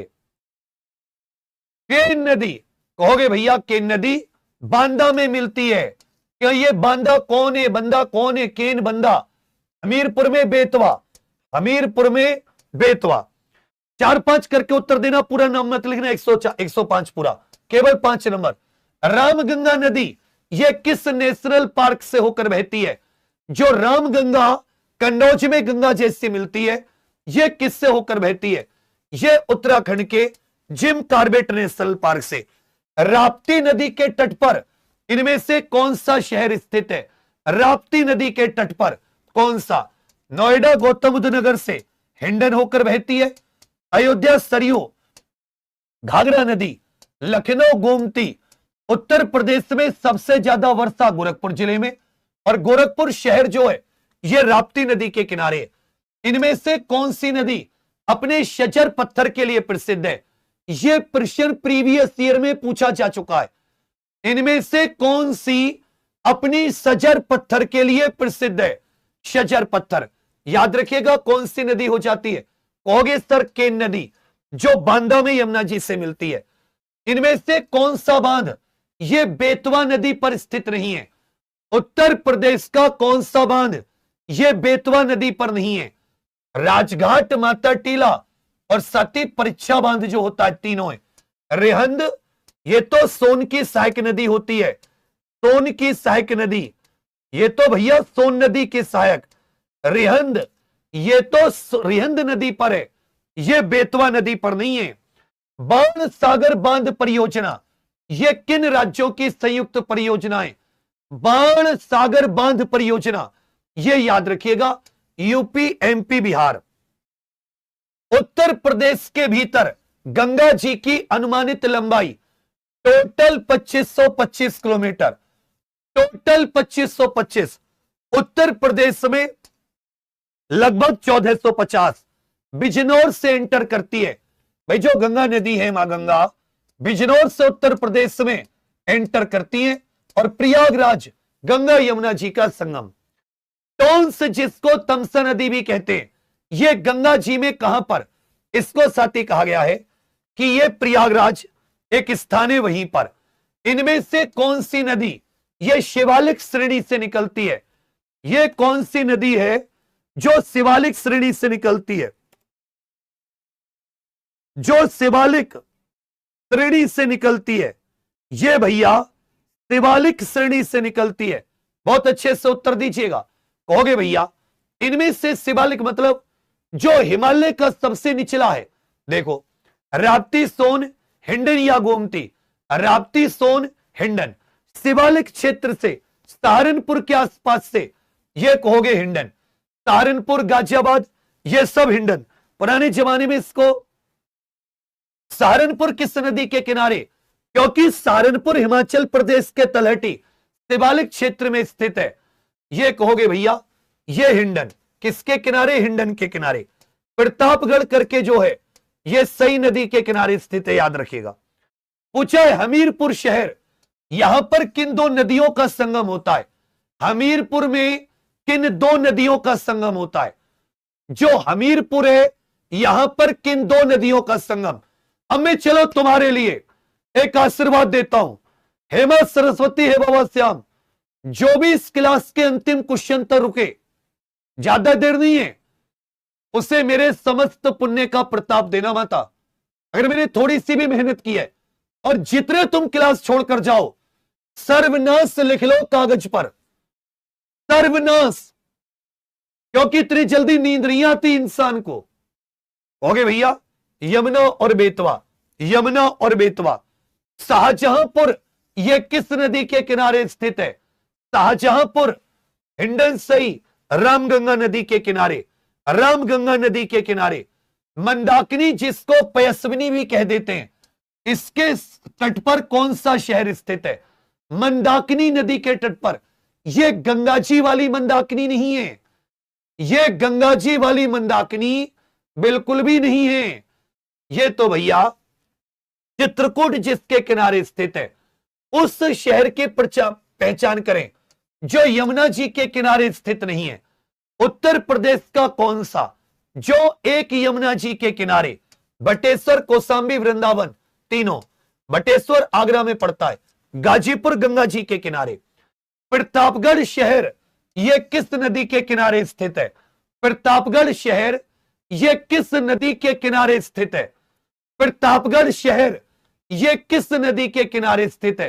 कहोगे बड़े भैया जो प्रतापगढ़ शहर है यह किसके किनारे? यह सई नदी के किनारे स्थित है। मुरादाबाद और बरेली यह किसके किनारे स्थित है? मुरादाबाद, बरेली, शाहजहांपुर यह सब रामगंगा नदी के किनारे। गोरखपुर यह तो अभी आया था, राप्ती नदी के किनारे। उत्तर प्रदेश की सबसे लंबी नहर प्रणाली बताइए, जो कुल सबसे लंबी, उत्तर प्रदेश की सबसे लंबी नहर प्रणाली। कहोगे भैया शारदा नहर। शारदा नहर। उत्तर प्रदेश की सबसे पुरानी नहर, सबसे लंबी शारदा, सबसे पुरानी पूर्वी यमुना नहर। सबसे पुरानी पूर्वी यमुना नहर। पूछा है ऊपरी गंगा नहर का उद्गम यह किस स्थान से होता है? उत्तर प्रदेश में ऊपरी गंगा नहर, अपर गंगा कैनाल का उद्गम तुरंत कह दोगे बड़े भैया यह नरोरा बुलंदशहर से होता है। कौन सी नहर दिल्ली, हरियाणा, राजस्थान और यूपी को पानी देती है? दिल्ली, हरियाणा, राजस्थान और यूपी तक को पानी देती है। आगरा कैनाल। किस नहर को राष्ट्रीय परियोजना, नेशनल प्रोजेक्ट का दर्जा प्राप्त है? सरयू नहर को। पूछा है निचली गंगा नहर जो साथी लोअर गंगा कैनाल है, जो भैया लोअर गंगा कैनाल है। देखो ऊपरी गंगा यह हरिद्वार से निकलती है, ऊपरी गंगा हरिद्वार से। जो निचली गंगा नहर है यह नरोरा से निकलती है। जो निचली गंगा है यह नरोरा से। ऊपरी गंगा उसमें मैंने ध्यान नहीं दिया था। अपर गंगा कैनाल हरिद्वार, अरे ऊपरी तरफ से गंगा जी हरिद्वार से, और निचली गंगा नहर यह नरोरा बुलंदशहर से। यूपी के बांदा जिले की सिंचाई किस नहर प्रणाली से होती है? सोचो, बांदा में इनमें से कौन सी नदी उसी के नाम पर नहर? तो बांदा में केन नदी यमुना से मिलती है। केन नहर से यह बांदा की सिंचाई। शाखाओं सहित शारदा नहर की कुल लंबाई, में जो शारदा नहर है इसकी कई सारी शाखाएं हैं, तो सभी शाखाओं को जोड़ लें तब आपको पूछा है कि कुल लंबाई कितनी हो जाती है। लगभग 12,000 प्लस किलोमीटर, 12,368। उत्तर प्रदेश के किस भाग में नहरों का घनत्व सबसे ज्यादा है? उत्तर प्रदेश के किस भाग में? याद रखना बच्चा, उत्तर प्रदेश के पूर्वी भाग में नहरों का घनत्व सबसे ज्यादा है। बेतवा नहर झांसी में किस स्थान से निकलती है? झांसी के किस स्थान से? यहीं पर परीक्षा बांध है, यहीं पर परीक्षा बांध, यह याद रखिएगा, परीक्षा बांध भी यहीं पर है। तो परीक्षा बांध से बेतवा नहर निकलती है। परीक्षा बांध से जितने भी होमगार्ड वाले सुन लीजिए, 7 मार्च रात को 9 बजे आपके साथ आपकी टेस्ट सीरीज आ रही है, बिल्कुल जैसे पेपर आता है वैसे। उत्तर प्रदेश का सबसे बड़ा वन्य जीव अभयारण्य, यदि सबसे पहला, अगर आपसे सबसे पहला वन्य जीव अभयारण्य पूछे कि उत्तर प्रदेश का सबसे पहला वन्य जीव अभयारण्य कौन सा है, तो तुरंत उत्तर आ जाएगा यह चंद्रप्रभा। चंद्रप्रभा जो चंदौली में। सबसे बड़ा पूछे तो हस्तिनापुर सबसे बड़ा। सबसे छोटा चंद्रप्रभा वन्य जीव अभयारण्य यह किस जिले में स्थित है? यह उत्तर प्रदेश का पहला है। जो चंद्रप्रभा वन्य जीव अभयारण्य है उत्तर प्रदेश का पहला, यह चंदौली में स्थित है। कौन सा उत्तर प्रदेश का सबसे छोटा वन्य जीव अभयारण्य है? उत्तर प्रदेश का सबसे छोटा वन्य जीव अभयारण्य महावीर स्वामी ललितपुर में। महावीर स्वामी कहां पर है? कहोगे सर ललितपुर में। राष्ट्रीय चंबल अभयारण्य, राष्ट्रीय चंबल, ये 3 राज्यों में स्थित है, एमपी, राजस्थान और यूपी। एमपी, राजस्थान, यूपी, क्योंकि तीनों की सीमाओं पर एमपी, राजस्थान, यूपी यह घड़ियाल के लिए प्रसिद्ध है, मगरमच्छ के चाचा का लड़का। नवाबगंज पक्षी अभयारण्य, इसका नया नाम बताइए। यह उत्तर प्रदेश का पहला पक्षी विहार था, उत्तर प्रदेश का पहला पक्षी विहार, और यह उन्नाव में पड़ता है, उत्तर प्रदेश के उन्नाव में। देखिए, शहीद चंद्रशेखर आजाद जी के नाम पर अगर कृषि विश्वविद्यालय पूछता तो यह होता कानपुर में, लेकिन पक्षी विहार पूछे उत्तर प्रदेश का पहला उन्नाव। शहीद चंद्रशेखर आजाद, शहीद चंद्रशेखर आजाद पक्षी अभयारण्य। बलरामपुर में भारत नेपाल सीमा पर इनमें से कौन सा? कतरनिया घाट, यह तो बच्चा बहराइच में हो जाता है, बहराइच में, बहराइच में। सोहागी बरवा, यह भी नहीं है। कौन सा हो जाता है कहोगे सर? सुहेलवा।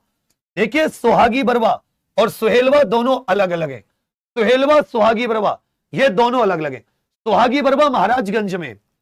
प्रश्न संख्या 137, लाख बहोशी पक्षी विहार कहां पर है? लाख का परफ्यूम लगाओगे बेहोश हो जाओगे, लाख का परफ्यूम लगाओगे कहोगे भैया बेहोश हो जाएंगे। लाख का बिल्कुल बेटा, सोहागी, सुहेलवा, बलरामपुर।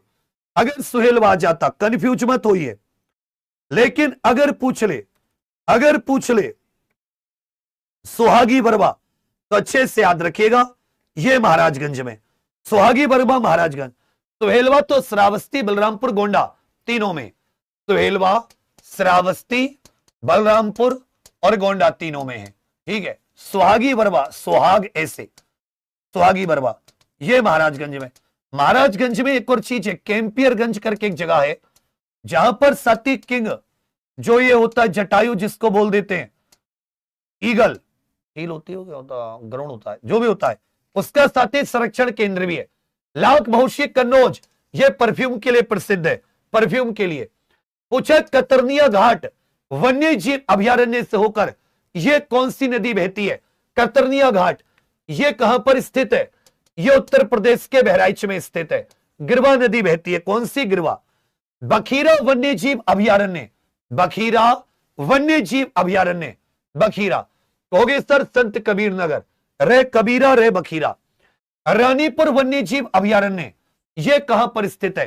खासकर उत्तर प्रदेश के चित्रकूट जिले में, उत्तर प्रदेश के चित्रकूट, रानीपुर, यह उत्तर प्रदेश के चित्रकूट में।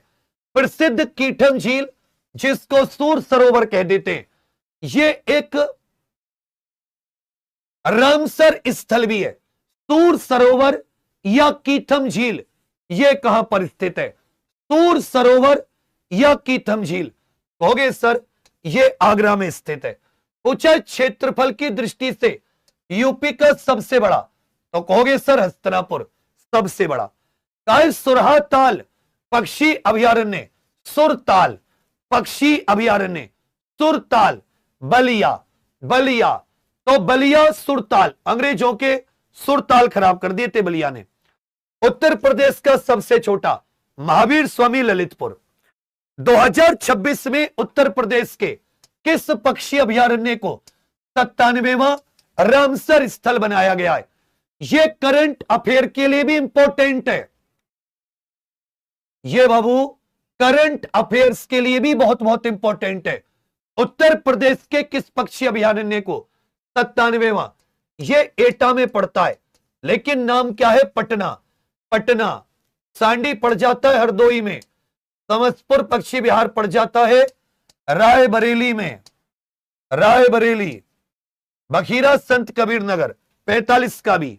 पूछा किस टाइगर रिजर्व में पर्यटकों के लिए मोबाइल फोन को प्रतिबंधित कर दिया गया? तुम पर्यटक हो और तुम पर्यटन करने बिना फोन के जाओगे, क्या मूर्खता है? सोचो, तुम दुल्हा हो, तुम्हारी बारात बिना दूल्हे के जाए, तुम्हारी बारात बिना दुल्हन के वापस आए, लेकिन तुम्हारी शादी हो जाए, तो सोचो उत्तर प्रदेश के सरकारी कर्मचारी जिन्होंने फैसला लिया है। पर्यटक का मतलब होता है अच्छे अच्छे फोटो खींचेगा, सेल्फी लेगा, लेकिन वो क्या कह रहे हैं? तो पर्यटक तो है लेकिन फोन लेके नहीं जाएगा। इसका एक बढ़िया सा एग्जांपल,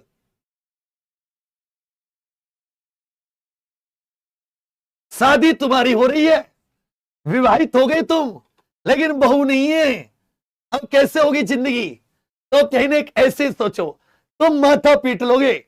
आज उत्तर प्रदेश का जो स्तर है, माथा पीट लोगे, माथा जैसे फैसले ले रहे कहोगे भगवान बहुत अच्छा काम तो तुमने किया, यूपी में जन्म दिया, लेकिन इन बुद्धि भी ठीक कर देते नेताओं की, अधिकारियों की। तो दुधवा, पीलीभीत, अमनगढ़, ये तीनों में हाल ही में किस अभयारण्य को इको सेंसिटिव जोन घोषित किया गया है? किस अभयारण्य को इको सेंसिटिव जोन घोषित किया गया है? कोई तुकबंदी तुम्हें नजर आई? इको सेंसिटिव जोन, बोलो पेपर देना है, लेकिन पेपर नहीं मिलेगा, पेन नहीं मिलेगा तुम्हें, तो कहोगे वाह वाह योगी जी वाह। किस अभयारण्य को इको सेंसिटिव जोन? कहोगे सर पार्वती अर्गा, यह गोंडा में पड़ता है, पार्वती अर्गा गोंडा। दुधवा भारत का, उत्तर प्रदेश का पहला टाइगर रिजर्व, एकमात्र नेशनल पार्क भी है। पूछा है जनवरी 2026 में यूपी का नया रामसर स्थल, यूपी का नया रामसर स्थल, यूपी का नया रामसर स्थल इटावा वेटलैंड। पूछा 2026 में किस अभयारण्य को इको टूरिज्म हब बनाया जा रहा है? यह सुहागी बरवा, कहां पर है? महाराजगंज में। कहां पर है भैया? महाराजगंज। पूछा है लॉयन सफारी परियोजना उत्तर प्रदेश में कहां पर? यह इटावा में, लॉयन सफारी परियोजना। यूपी के किस अभयारण्य को भारत का 53वां टाइगर रिजर्व, उत्तर प्रदेश का चौथा, 53वां रानीपुर चित्रकूट में। यूपी का कौन सा पक्षी अभयारण्य हाल ही में रामसर सूची में शामिल हुआ है? पटना। है कहां पर स्थित? एटा। है कहां पर? यह एटा में स्थित है।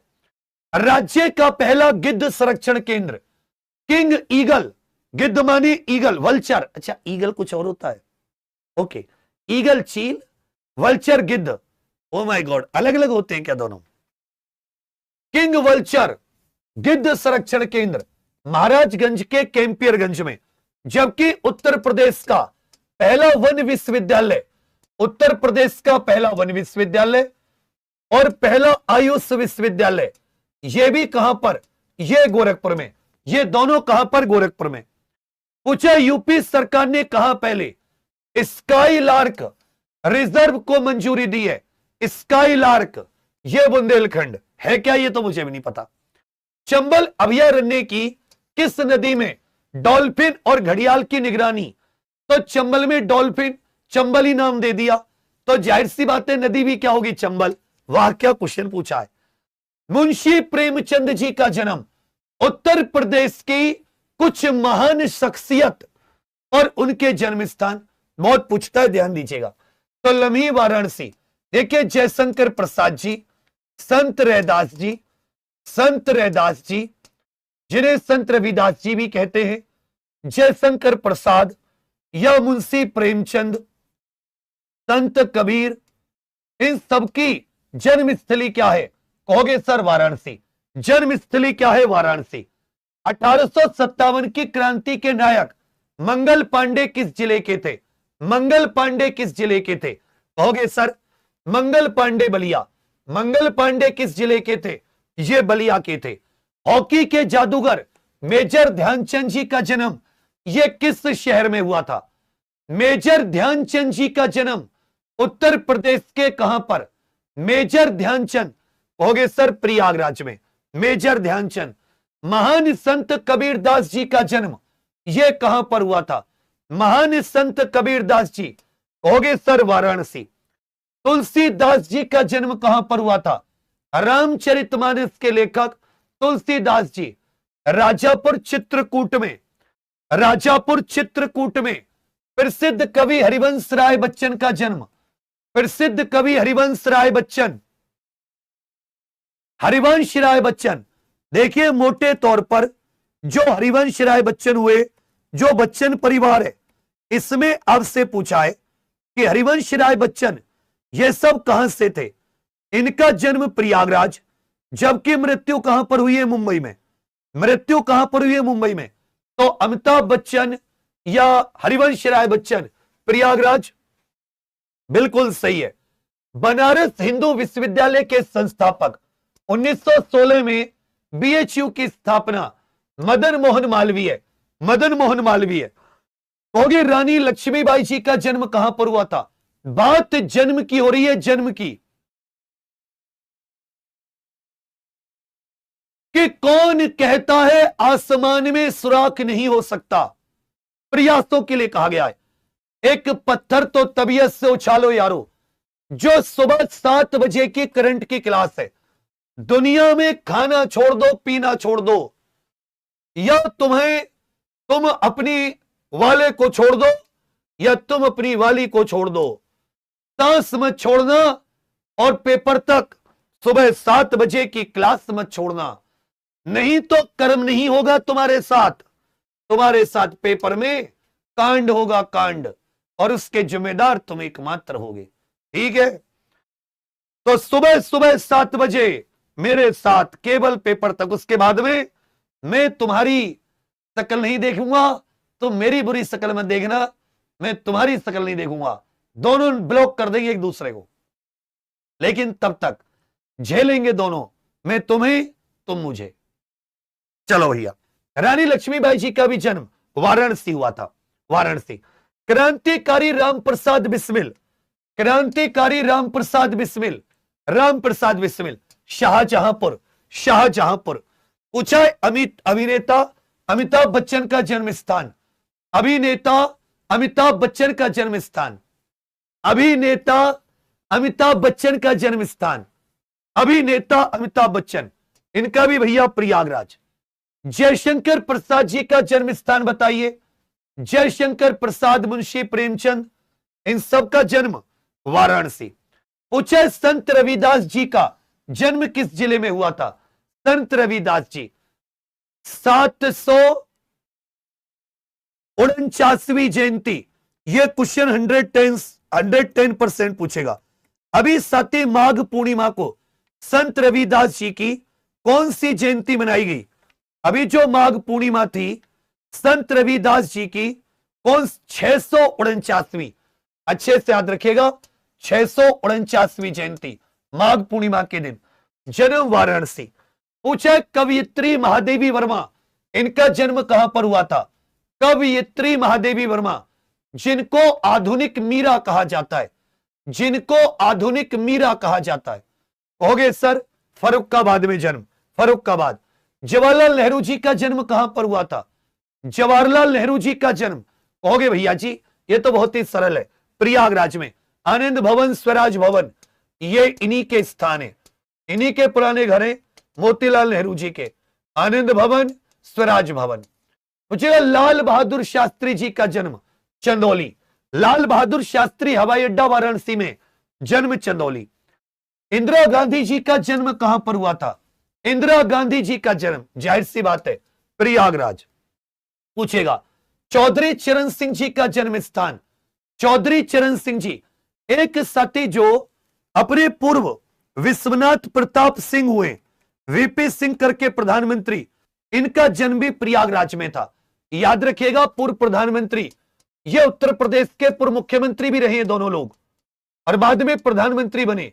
जन्म वर्तमान हापुड़ जिले में पड़ता है। चौधरी चरण सिंह जी का जन्म स्थान। अटल बिहारी वाजपेयी जी का संसदीय क्षेत्र, इनमें से किस क्षेत्र से अटल बिहारी वाजपेयी सांसद रहे हैं? अटल बिहारी वाजपेयी सांसद लखनऊ से। पूछा है पूर्व राष्ट्रपति रामनाथ कोविंद, कानपुर देहात। रामनाथ कोविंद, कानपुर देहात, अकबरपुर माती। वीपी सिंह, विश्वनाथ प्रताप सिंह, जन्म कहां पर हुआ? विश्वनाथ प्रताप सिंह।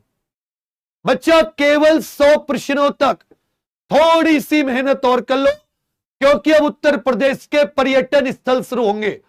तो क्या अंतिम क्वेश्चन तक के लिए तैयार हो? तुमसे पूछ लेता हूं, कौन कौन बिल्कुल अंतिम क्वेश्चन तक के लिए तैयार है? कहोगे भैया कौन कौन? तुरंत दो, अभी बताया था भैया जी। प्रयागराज, प्रयागराज। पूछा है राजीव गांधी जी का जन्म।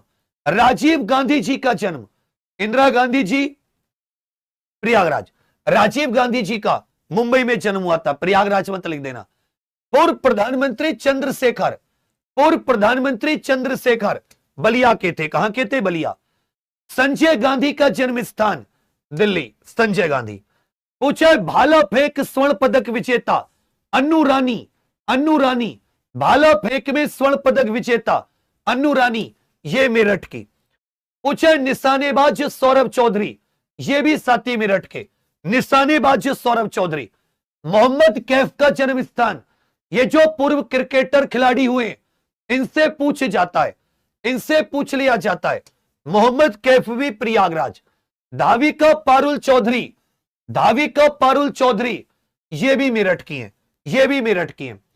सुरेश रैना का जन्म स्थान, ये गाजियाबाद, गाजियाबाद, सुरेश रैना। गीता प्रेस उत्तर प्रदेश के गोरखपुर में स्थित है। पूछा उत्तर प्रदेश सिंधी, सिंधी भाषा की अकादमी, जैसे उत्तर प्रदेश हिंदी संस्थान 1976 में, उत्तर प्रदेश सिंधी अकादमी 1996। मेरे साथ बोलो, सिंधी 96, सिंधी 96 बोलो, 1996 सिंधी। हिंदी साहित्य सम्मेलन, इसका गठन वाराणसी में लेकिन हेडक्वार्टर प्रयागराज 1910 मदन मोहन मालवीय जी के द्वारा। कौन सा संस्थान लखनऊ में स्थित नहीं है? इनमें से एक संस्थान ये साथी प्रयागराज में स्थित है। कहां पर? प्रयागराज। संस्कृत संस्थान, उर्दू अकादमी, पंजाबी अकादमी, तीनों, लेकिन हिंदुस्तानी अकादमी ये प्रयागराज में है। संस्कृत और हिंदी संस्थान, उत्तर प्रदेश संस्कृत, उत्तर प्रदेश हिंदी संस्थान 1976। तो देखो कैसे याद हुआ, सिंधी वाला 1996, हिंदी और संस्कृत वाला 20 साल पहले 1976, ऐसे याद कर सकते हो। कन्हैया लाल माणिकलाल मुंशी हिंदी संस्थान कहां पर है? के एम मुंशी हिंदी संस्थान, यहीं पर साथी केंद्रीय हिंदी संस्थान भी है। यहीं पर गवेषणा और भावक में इंजीनियरिंग निकालने वाला ये आगरा में स्थित है। के मुंशी हिंदी संस्थान। भारतीय भवन पुस्तकालय, इसकी स्थापना कब हुई थी? यह प्रयागराज में भारतीय भवन पुस्तकालय सन 1889। यह कहां पर है? कहोगे सर प्रयागराज में। पूछा है आप सभी से, केंद्रीय हिंदी शिक्षण मंडल यह कहां पर स्थित है? केंद्रीय हिंदी शिक्षण मंडल यह भी आगरा में स्थित है। उत्तर प्रदेश भाषा संस्थान, इसकी स्थापना किस वर्ष हुई है? उत्तर प्रदेश हिंदी संस्थान पूछे 1976, लेकिन भाषा संस्थान पूछे 1994। इनमें से कौन सा संस्थान सरकारी नहीं है? यह गैर सरकारी है। उर्दू अकादमी, हिंदुस्तानी सिंधी, तीनों उत्तर प्रदेश सरकार की है, लेकिन मौलाना आजाद स्मारक यह सरकारी नहीं है, गैर सरकारी है। भातखंडे संस्कृति विश्वविद्यालय, जो पहले भातखंडे संगीत संस्थान या मॉरिस कॉलेज ऑफ म्यूजिक हुआ करता था, मॉरिस कॉलेज ऑफ म्यूजिक 1926 में बना, वर्तमान में भातखंडे संगीत विश्वविद्यालय यह लखनऊ में स्थित है। उत्तर प्रदेश सिंधी अकादमी, मैंने यही दोबारा पूछी कि आपको याद है या आपको याद नहीं है, तब सब अच्छे से जानते हैं कि संस्कृत अकादमी या उत्तर प्रदेश भाषा संस्थान पूछता, दोनों 1976। हिंदी संस्थान, हिंदी संस्थान, संस्कृत संस्थान ये 1976 में। अगर बच्चा उसने भाषा पूछा तो 1994 में। भारतीय भवन 1889। सिंधी पूछा, अभी तो बताया था थोड़ी देर पहले, 1996। अयोध्या शोध संस्थान, इसकी स्थापना कब हुई है? अयोध्या शोध संस्थान 1986 में। अयोध्या शोध संस्थान 1986। इनमें से कौन सा आगरा में स्थित है? इनमें से कौन सा? भारतीय भवन प्रयागराज, हिंदुस्तानी अकादमी प्रयागराज, गीता प्रेस गोरखपुर, केंद्रीय हिंदी संस्थान, केंद्रीय हिंदी शिक्षण मंडल, के मुंशी भाषा संस्थान आगरा।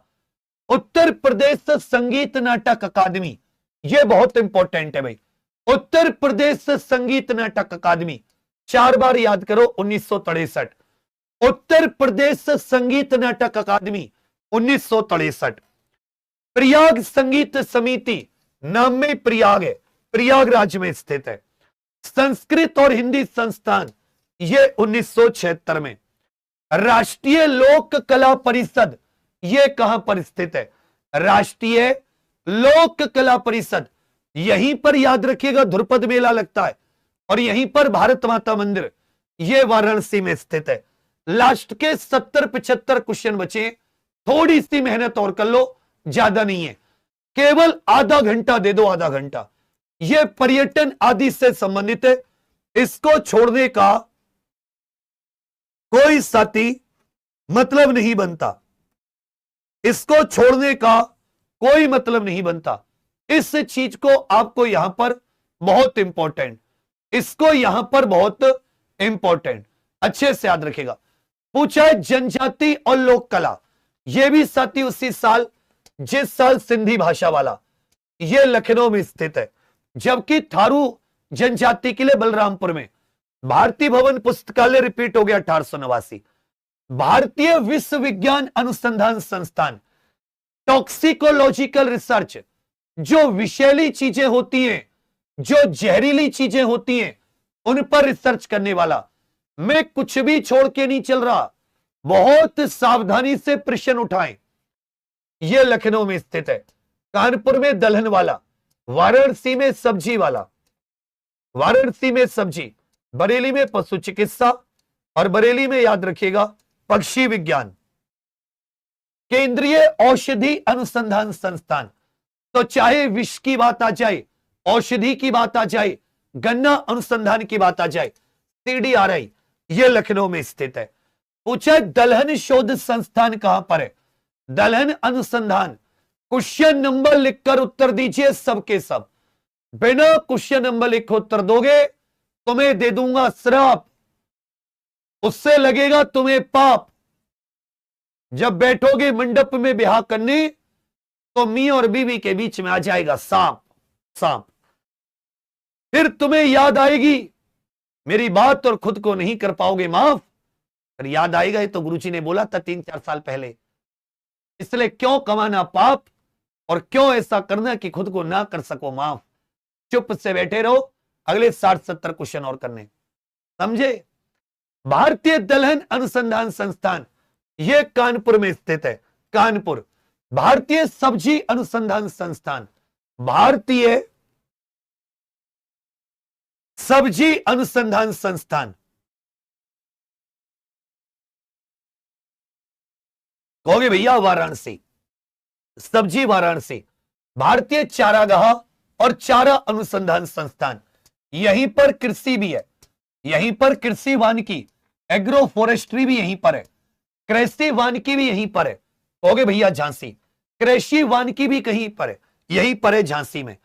केंद्रीय पक्षी अनुसंधान संस्थान, केंद्रीय पशु चिकित्सा अनुसंधान संस्थान, केंद्रीय पक्षी और केंद्रीय पशु चिकित्सा। यूपीएसआई वालों, तुम्हारा तो हो गया कल्याण, तुम तो बन लिए डीजीपी। तुम पे 2 घंटे नहीं पढ़ा जा रहा, जी से ऐसे निकल रहा है गर्मी में जैसे हो। 2 घंटे नहीं रुका जा रहा तुमसे, ड्यूटी कर लोगे तुम 18-18 घंटे की। कांस्टेबल वालों देखो मेरे कितने बढ़िया बच्चे हैं। होमगार्ड वालों तुमने भी ना थुका दिया कतई। इनमें शर्त होनी चाहिए थी कौन पहले छोड़ के भागेगा, जो भागा वो बेकार और जो रुकेगा उसी की जीत। कंपटीशन, अभी कांस्टेबल वाले जीत रहे हो, शाबाश बेटा, तुम ही नाम रोशन करोगे। ये तो सब गीले गीले खड़े से गिरे पढ़ने के नाम पर, खड़े खड़े मूर्छित हो जाते हैं। संजीवनी लाके दूं तुम्हें। इज्जत नगर बरेली, बरेली में पशु चिकित्सा वाला है, बरेली में। पूछोगे नेशनल शुगर, चीनी शोध संस्थान, नेशनल शुगर, शुगर का मतलब होता है चीनी, चीनी। तुम मत मुंह दिखाओ मुझे होमगार्ड वालों, पर्दा कर लो। कहोगे सर कानपुर में, दालचीनी कानपुर। भारतीय गन्ना अनुसंधान संस्थान, देखिए गन्ना अनुसंधान परिषद पूछे या गन्ना शोध परिषद, यह शाहजहांपुर में।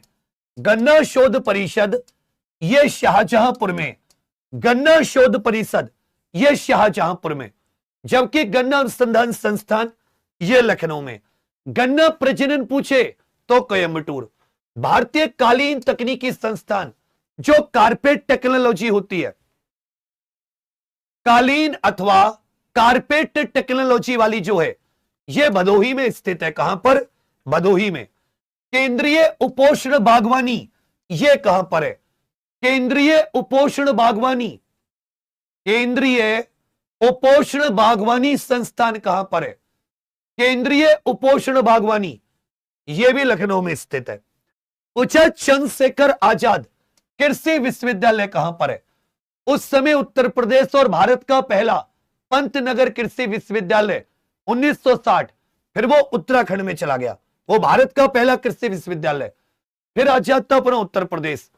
देखिए ध्यान दीजिएगा, कानपुर में चंद्रशेखर आजाद जी के नाम पर, रानी लक्ष्मीबाई जी के नाम पर यह केंद्रीय कृषि विश्वविद्यालय, एक साथी कृषि विश्वविद्यालय यह कुशीनगर में भी बन रहा है। एक कृषि विश्वविद्यालय यह कुशीनगर में भी बनना है, कुशीनगर, यह याद रखिएगा। रानी लक्ष्मीबाई जी उत्तर प्रदेश में एकमात्र ऐसा है जो केंद्रीय कृषि विश्वविद्यालय, केंद्र लेवल का, बाकी सब राज्य लेवल के। झांसी में सरदार वल्लभ भाई पटेल कृषि विश्वविद्यालय, यह राज्य लेवल का है, सरदार वल्लभ भाई पटेल जी के नाम पर। अयोध्या में आचार्य नरेंद्र देव जी के नाम पर, जबकि सरदार वल्लभ भाई पटेल जी के नाम पर यह मेरठ में आचार्य नरेंद्र देव कृषि विश्वविद्यालय। चंद्रशेखर आजाद जी के नाम पर कानपुर, अयोध्या नरेंद्र देव, मेरठ सरदार वल्लभ भाई पटेल। कहोगे सर अयोध्या, पुराना नाम फैजाबाद। सेम हिगिन बॉटम कृषि विश्वविद्यालय, यह सती डिम्ड विश्वविद्यालय, सेम हिगिन बॉटम, यह स्वार्ट्स प्रयागराज में। इनमें से कौन सा पर्यटन स्थल यह आगरा में नहीं है? अब ये लास्ट 50-60 क्वेश्चन बचे, केवल और केवल तुम्हारी अमूल्य 15 मिनट चाहिए मुझे। आपके अमूल्य कितने मिनट चाहिए? 1515। फतेहपुर सीकरी, किला एतमादुद्दौला का मकबरा, बड़ा इमामबाड़ा जिसको अस्फी इमामबाड़ा कहते हैं, यह लखनऊ में स्थित है। इनमें से कौन सी मुगल कालीन इमारत आगरा में नहीं है? इनमें से कौन सी इमारत आगरा में नहीं है? मरियम जमानी का मकबरा, रामबाग अकबर का मकबरा, हुमायूं का मकबरा दिल्ली में। हुमायूं का मकबरा कहां पर है? दिल्ली में। हुमायूं का मकबरा कहां पर है? दिल्ली में। कौन सा स्थल वाराणसी जिले में स्थित नहीं है? इनमें से कौन सा वाराणसी जिले में स्थित नहीं है? इनमें से कौन सा वाराणसी जिले में स्थित नहीं है? यह हापुड़ में चौधरी चरण सिंह जी की जन्मस्थली, सारनाथ, दशमेध घाट, संकट मोचन मंदिर, तीनों, भारत माता मंदिर भी। अलीगढ़ में सर सैयद अहमद खान ने किस विश्वविद्यालय की स्थापना? एंग्लो मोहम्मद ओरिएंटल कॉलेज, इस नाम से 1875 में। 1920 से अलीगढ़ मुस्लिम यूनिवर्सिटी, एएमयू। पूछा रूमी दरवाजा ये कहां पर? यह सती इस्तांबुल करके एक जगह है, इस्तांबुल तुर्की में, वहां के दरवाजे से प्रभावित होकर यह लखनऊ में स्थित है रूमी दरवाजा। कि चौचा शरीफ की दरगाह यह कहां पर स्थित है? कि चौचा शरीफ की दरगाह, इसमें आपको जिला बताना है, जैसे देवासरी बाराबंकी। अच्छे से याद रखिएगा, जो किचौचा शरीफ यह कहां पर स्थित है, यह अच्छे से याद रखिएगा भैया, यह उत्तर प्रदेश के अंबेडकर नगर में। यह संत सैयद मखदूम अशरफ जहांगीर अशरफी नाम था इनका। यह कहां पर? संत अंबेडकर नगर डिस्ट्रिक्ट में, जहां पर गोविंद जी मेला भी लगता है, जहां पर भैया गोविंद जी मेला भी लगता है। अंबेडकर नगर जिले का याद रखिएगा, जो हेडक्वार्टर है वो अकबरपुर में। अंबेडकर जिले का हेडक्वार्टर यह साथी अकबरपुर में। पूछा भैया नंद महार धाम यह किस जिले में? नंद महार अमेठी, यहीं पर जायज स्थान है, मलिक मोहम्मद जायसी का जन्म स्थान। पूछा शरफुद्दीन शाह विलायती की दरगाह, शरफुद्दीन शाह विलायती की दरगाह यह अमरोहा में स्थित है। पूछा औरैया का देवकली मंदिर, औरैया का देवकली मंदिर यह कहां पर? यह भगवान शिव जी को समर्पित है।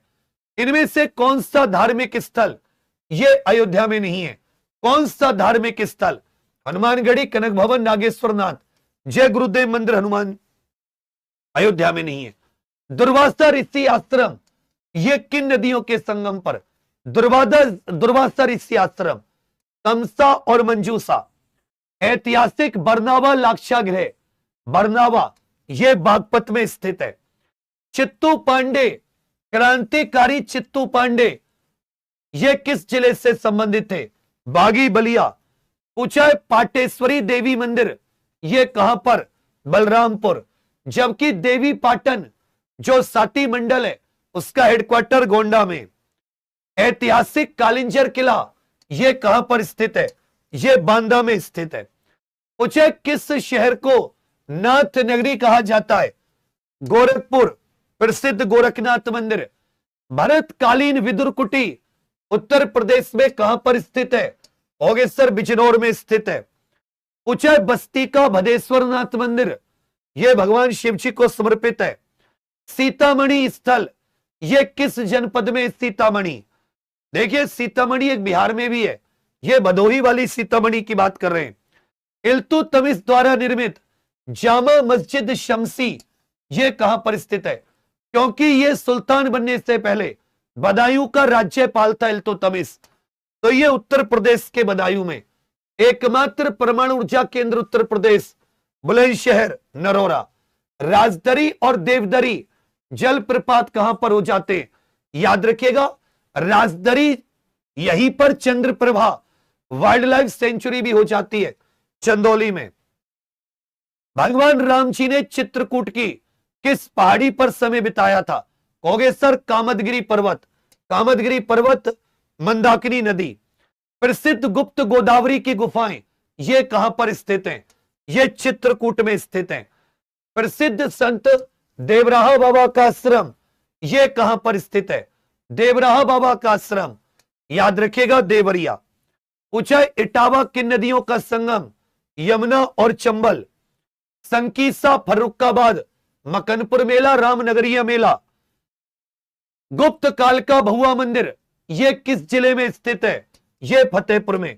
कानपुर में, यह कानपुर का भीतरी मंदिर, कानपुर का भीतरी मंदिर यह भी गुप्त काल का है। पूछा है बावनी इमली शहीद स्मारक। बावनी इमली 1857 की क्रांति, जबकि 1857 की क्रांति के शहीदों के लिए शहीद स्मारक मेरठ में भी है। पूछा है फिरोजाबाद शहर की स्थापना? Firoz Shah Tughlaq. Buddha international circuit, F1 race, Gautam Buddha Nagar, greater Noida. Ghaziabad में हिंडन तट पर यह कौन सा मंदिर है? दुधेश्वर नाथ मंदिर। दुधेश्वर नाथ, दुधेश्वर नाथ मंदिर। गवर्नर जनरल का मकबरा गाजीपुर कब्र, कार्नवालिस। गोरखनाथ मंदिर और रामगढ़ ताल हो गए सर गोरखपुर। हमीरपुर जिला यमुना और बेतवा। पूछेगा गढ़मुक्तेश्वर यह हापुड़ में स्थित है। राजा दयाराम का किला कहां पर है? सोचिए भैया, दयाराम, हाथ रस, दया का हाथ बढ़ाओ, हो गए सर हाथरस। लोधी काल का 84 गुंबद कितनी बार पूछा गया है? जालौन के कालपी में 84 गुंबद, जालौन कालपी। जौनपुर की कौन सी मस्जिद में मीनारें नहीं है? एक मस्जिद है जिसमें बच्चा मीनारें ही नहीं है, अटाला मस्जिद। पूछेगा जौनपुर शहर की स्थापना फिरोज शाह तुगलक, गोमती नदी के किनारे। झांसी का किला यह कौन सी पहाड़ी पर है? यह बंगीरा पहाड़ी है। पूछे कन्नौज की सम्राट की राजधानी? हर्षवर्धन। कानपुर देहात में गुप्तकालीन ईंटों का मंदिर, भीतरगांव। जबकि साथी जो उत्तर प्रदेश का ललितपुर, उसमें देवगढ़ का दशावतार मंदिर। प्रसिद्ध जेके मंदिर कानपुर में स्थित है। कासगंज में अमीर खुसरो का जन्म स्थान, पटियाली। कौशांबी किस महाजनपद की राजधानी? वत्स। कौशांबी किन दो धर्मों के लिए प्रसिद्ध है? जैन और बौद्ध। पूछा कुशीनगर में कौन सा? कुशीनगर में रामाभर स्तूप। धमेक सारनाथ में, धमेक कहां पर है? सारनाथ। कौशांबी में घोषित राम। सिद्धार्थनगर में पिपरभा। दुनिया का एकमात्र मेंढक मंदिर याद रखिएगा लखीमपुर खीरी। प्रसिद्ध दशावतार मंदिर यह ललितपुर, देवगढ़। महोबा किस राजवंश की? चंदेल राजवंश की। पूछेगा महोबा में 9वीं शताब्दी का सूर्य मंदिर, रहीला सागर सूर्य मंदिर। पूछा है मेरठ का ओगड़नाथ मंदिर 1857 की क्रांति से संबंध है।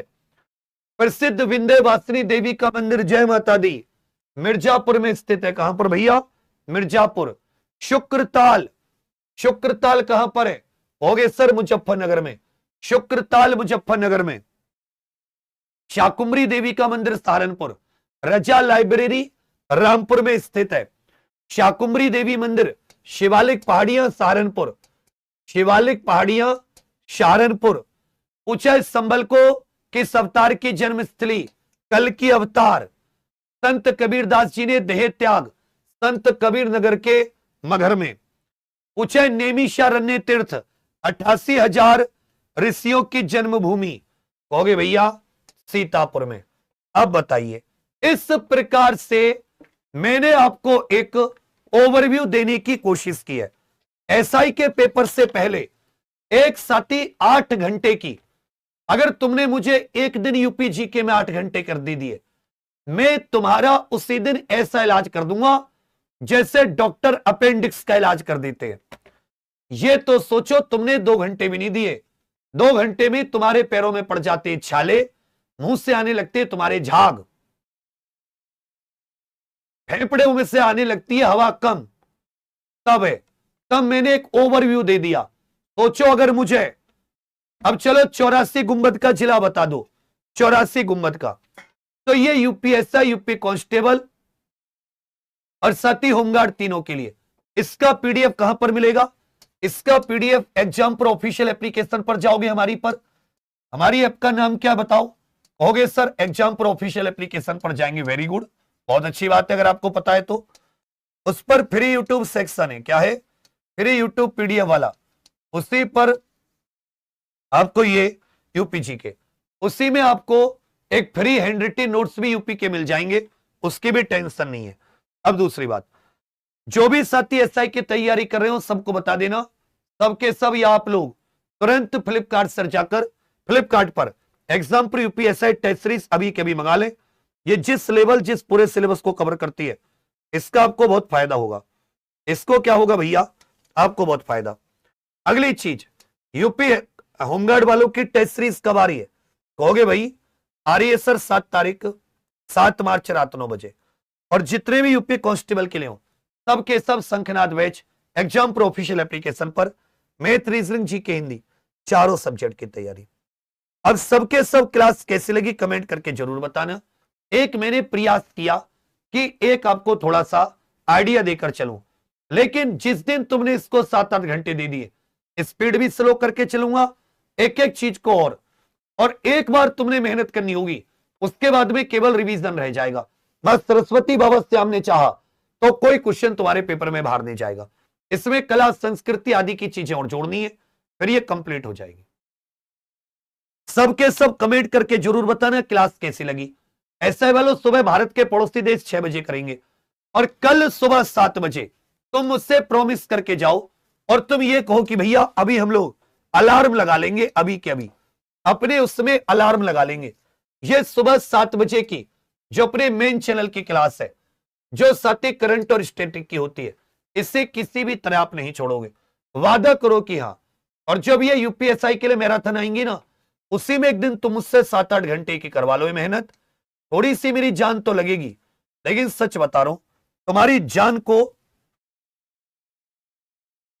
जानदार कर दूंगा, मतलब बेजान नहीं, जानदार, तुम्हारे में जी में जान आ जाएगी। तो चलिए बच्चा, बड़ा अच्छा लगा पूरा एक ओवरव्यू लेकर, मजा आया पढ़ने में। कमेंट करके सबके सब, कमेंट्स का मैं करता हूं इंतजार में हूं, कमेंट्स का भूखा, I am hungry of comments. तो क्लास में कैसी लगी कमेंट करके जरूर बताया करो। जो मुझसे आशीर्वाद, अच्छी बात बुरी बात बन पाती है वहीं दे देता हूं, ऐसे तो मैं कमेंट्स पढ़ नहीं पाता। और यूपीएसआई के लिए वो जो लंबी लंबी क्लास का टाइम टेबल, कल शाम 7 बजे 14 तारीख को, कुछ उस समय फ्री एक आपका रिवीजन कैप्सूल का भी लॉन्च है। तो मेहनत कर लेंगे बच्चा, पूरी जी जान लगा लेंगे। और अंत में तुम सबके लिए कह के क्लास को समाप्त करूंगा कि हो गई है पीर पर्वत सी पिघलनी चाहिए, इस हिमालय से फिर कोई गंगा निकलनी चाहिए। सिर्फ हंगामा फैलाना मेरा मकसद नहीं, मेरी कोशिश सही है, सूरत बदलनी चाहिए। मेरे सीने में सही, तेरे सीने में सही, लगी हो आग कहीं भी, ये आग लगनी चाहिए। हम सबकी मिलकर कोशिश है, ये सूरत बदलनी चाहिए। चलिए बच्चा, थैंक यू, धन्यवाद, जय हिंद।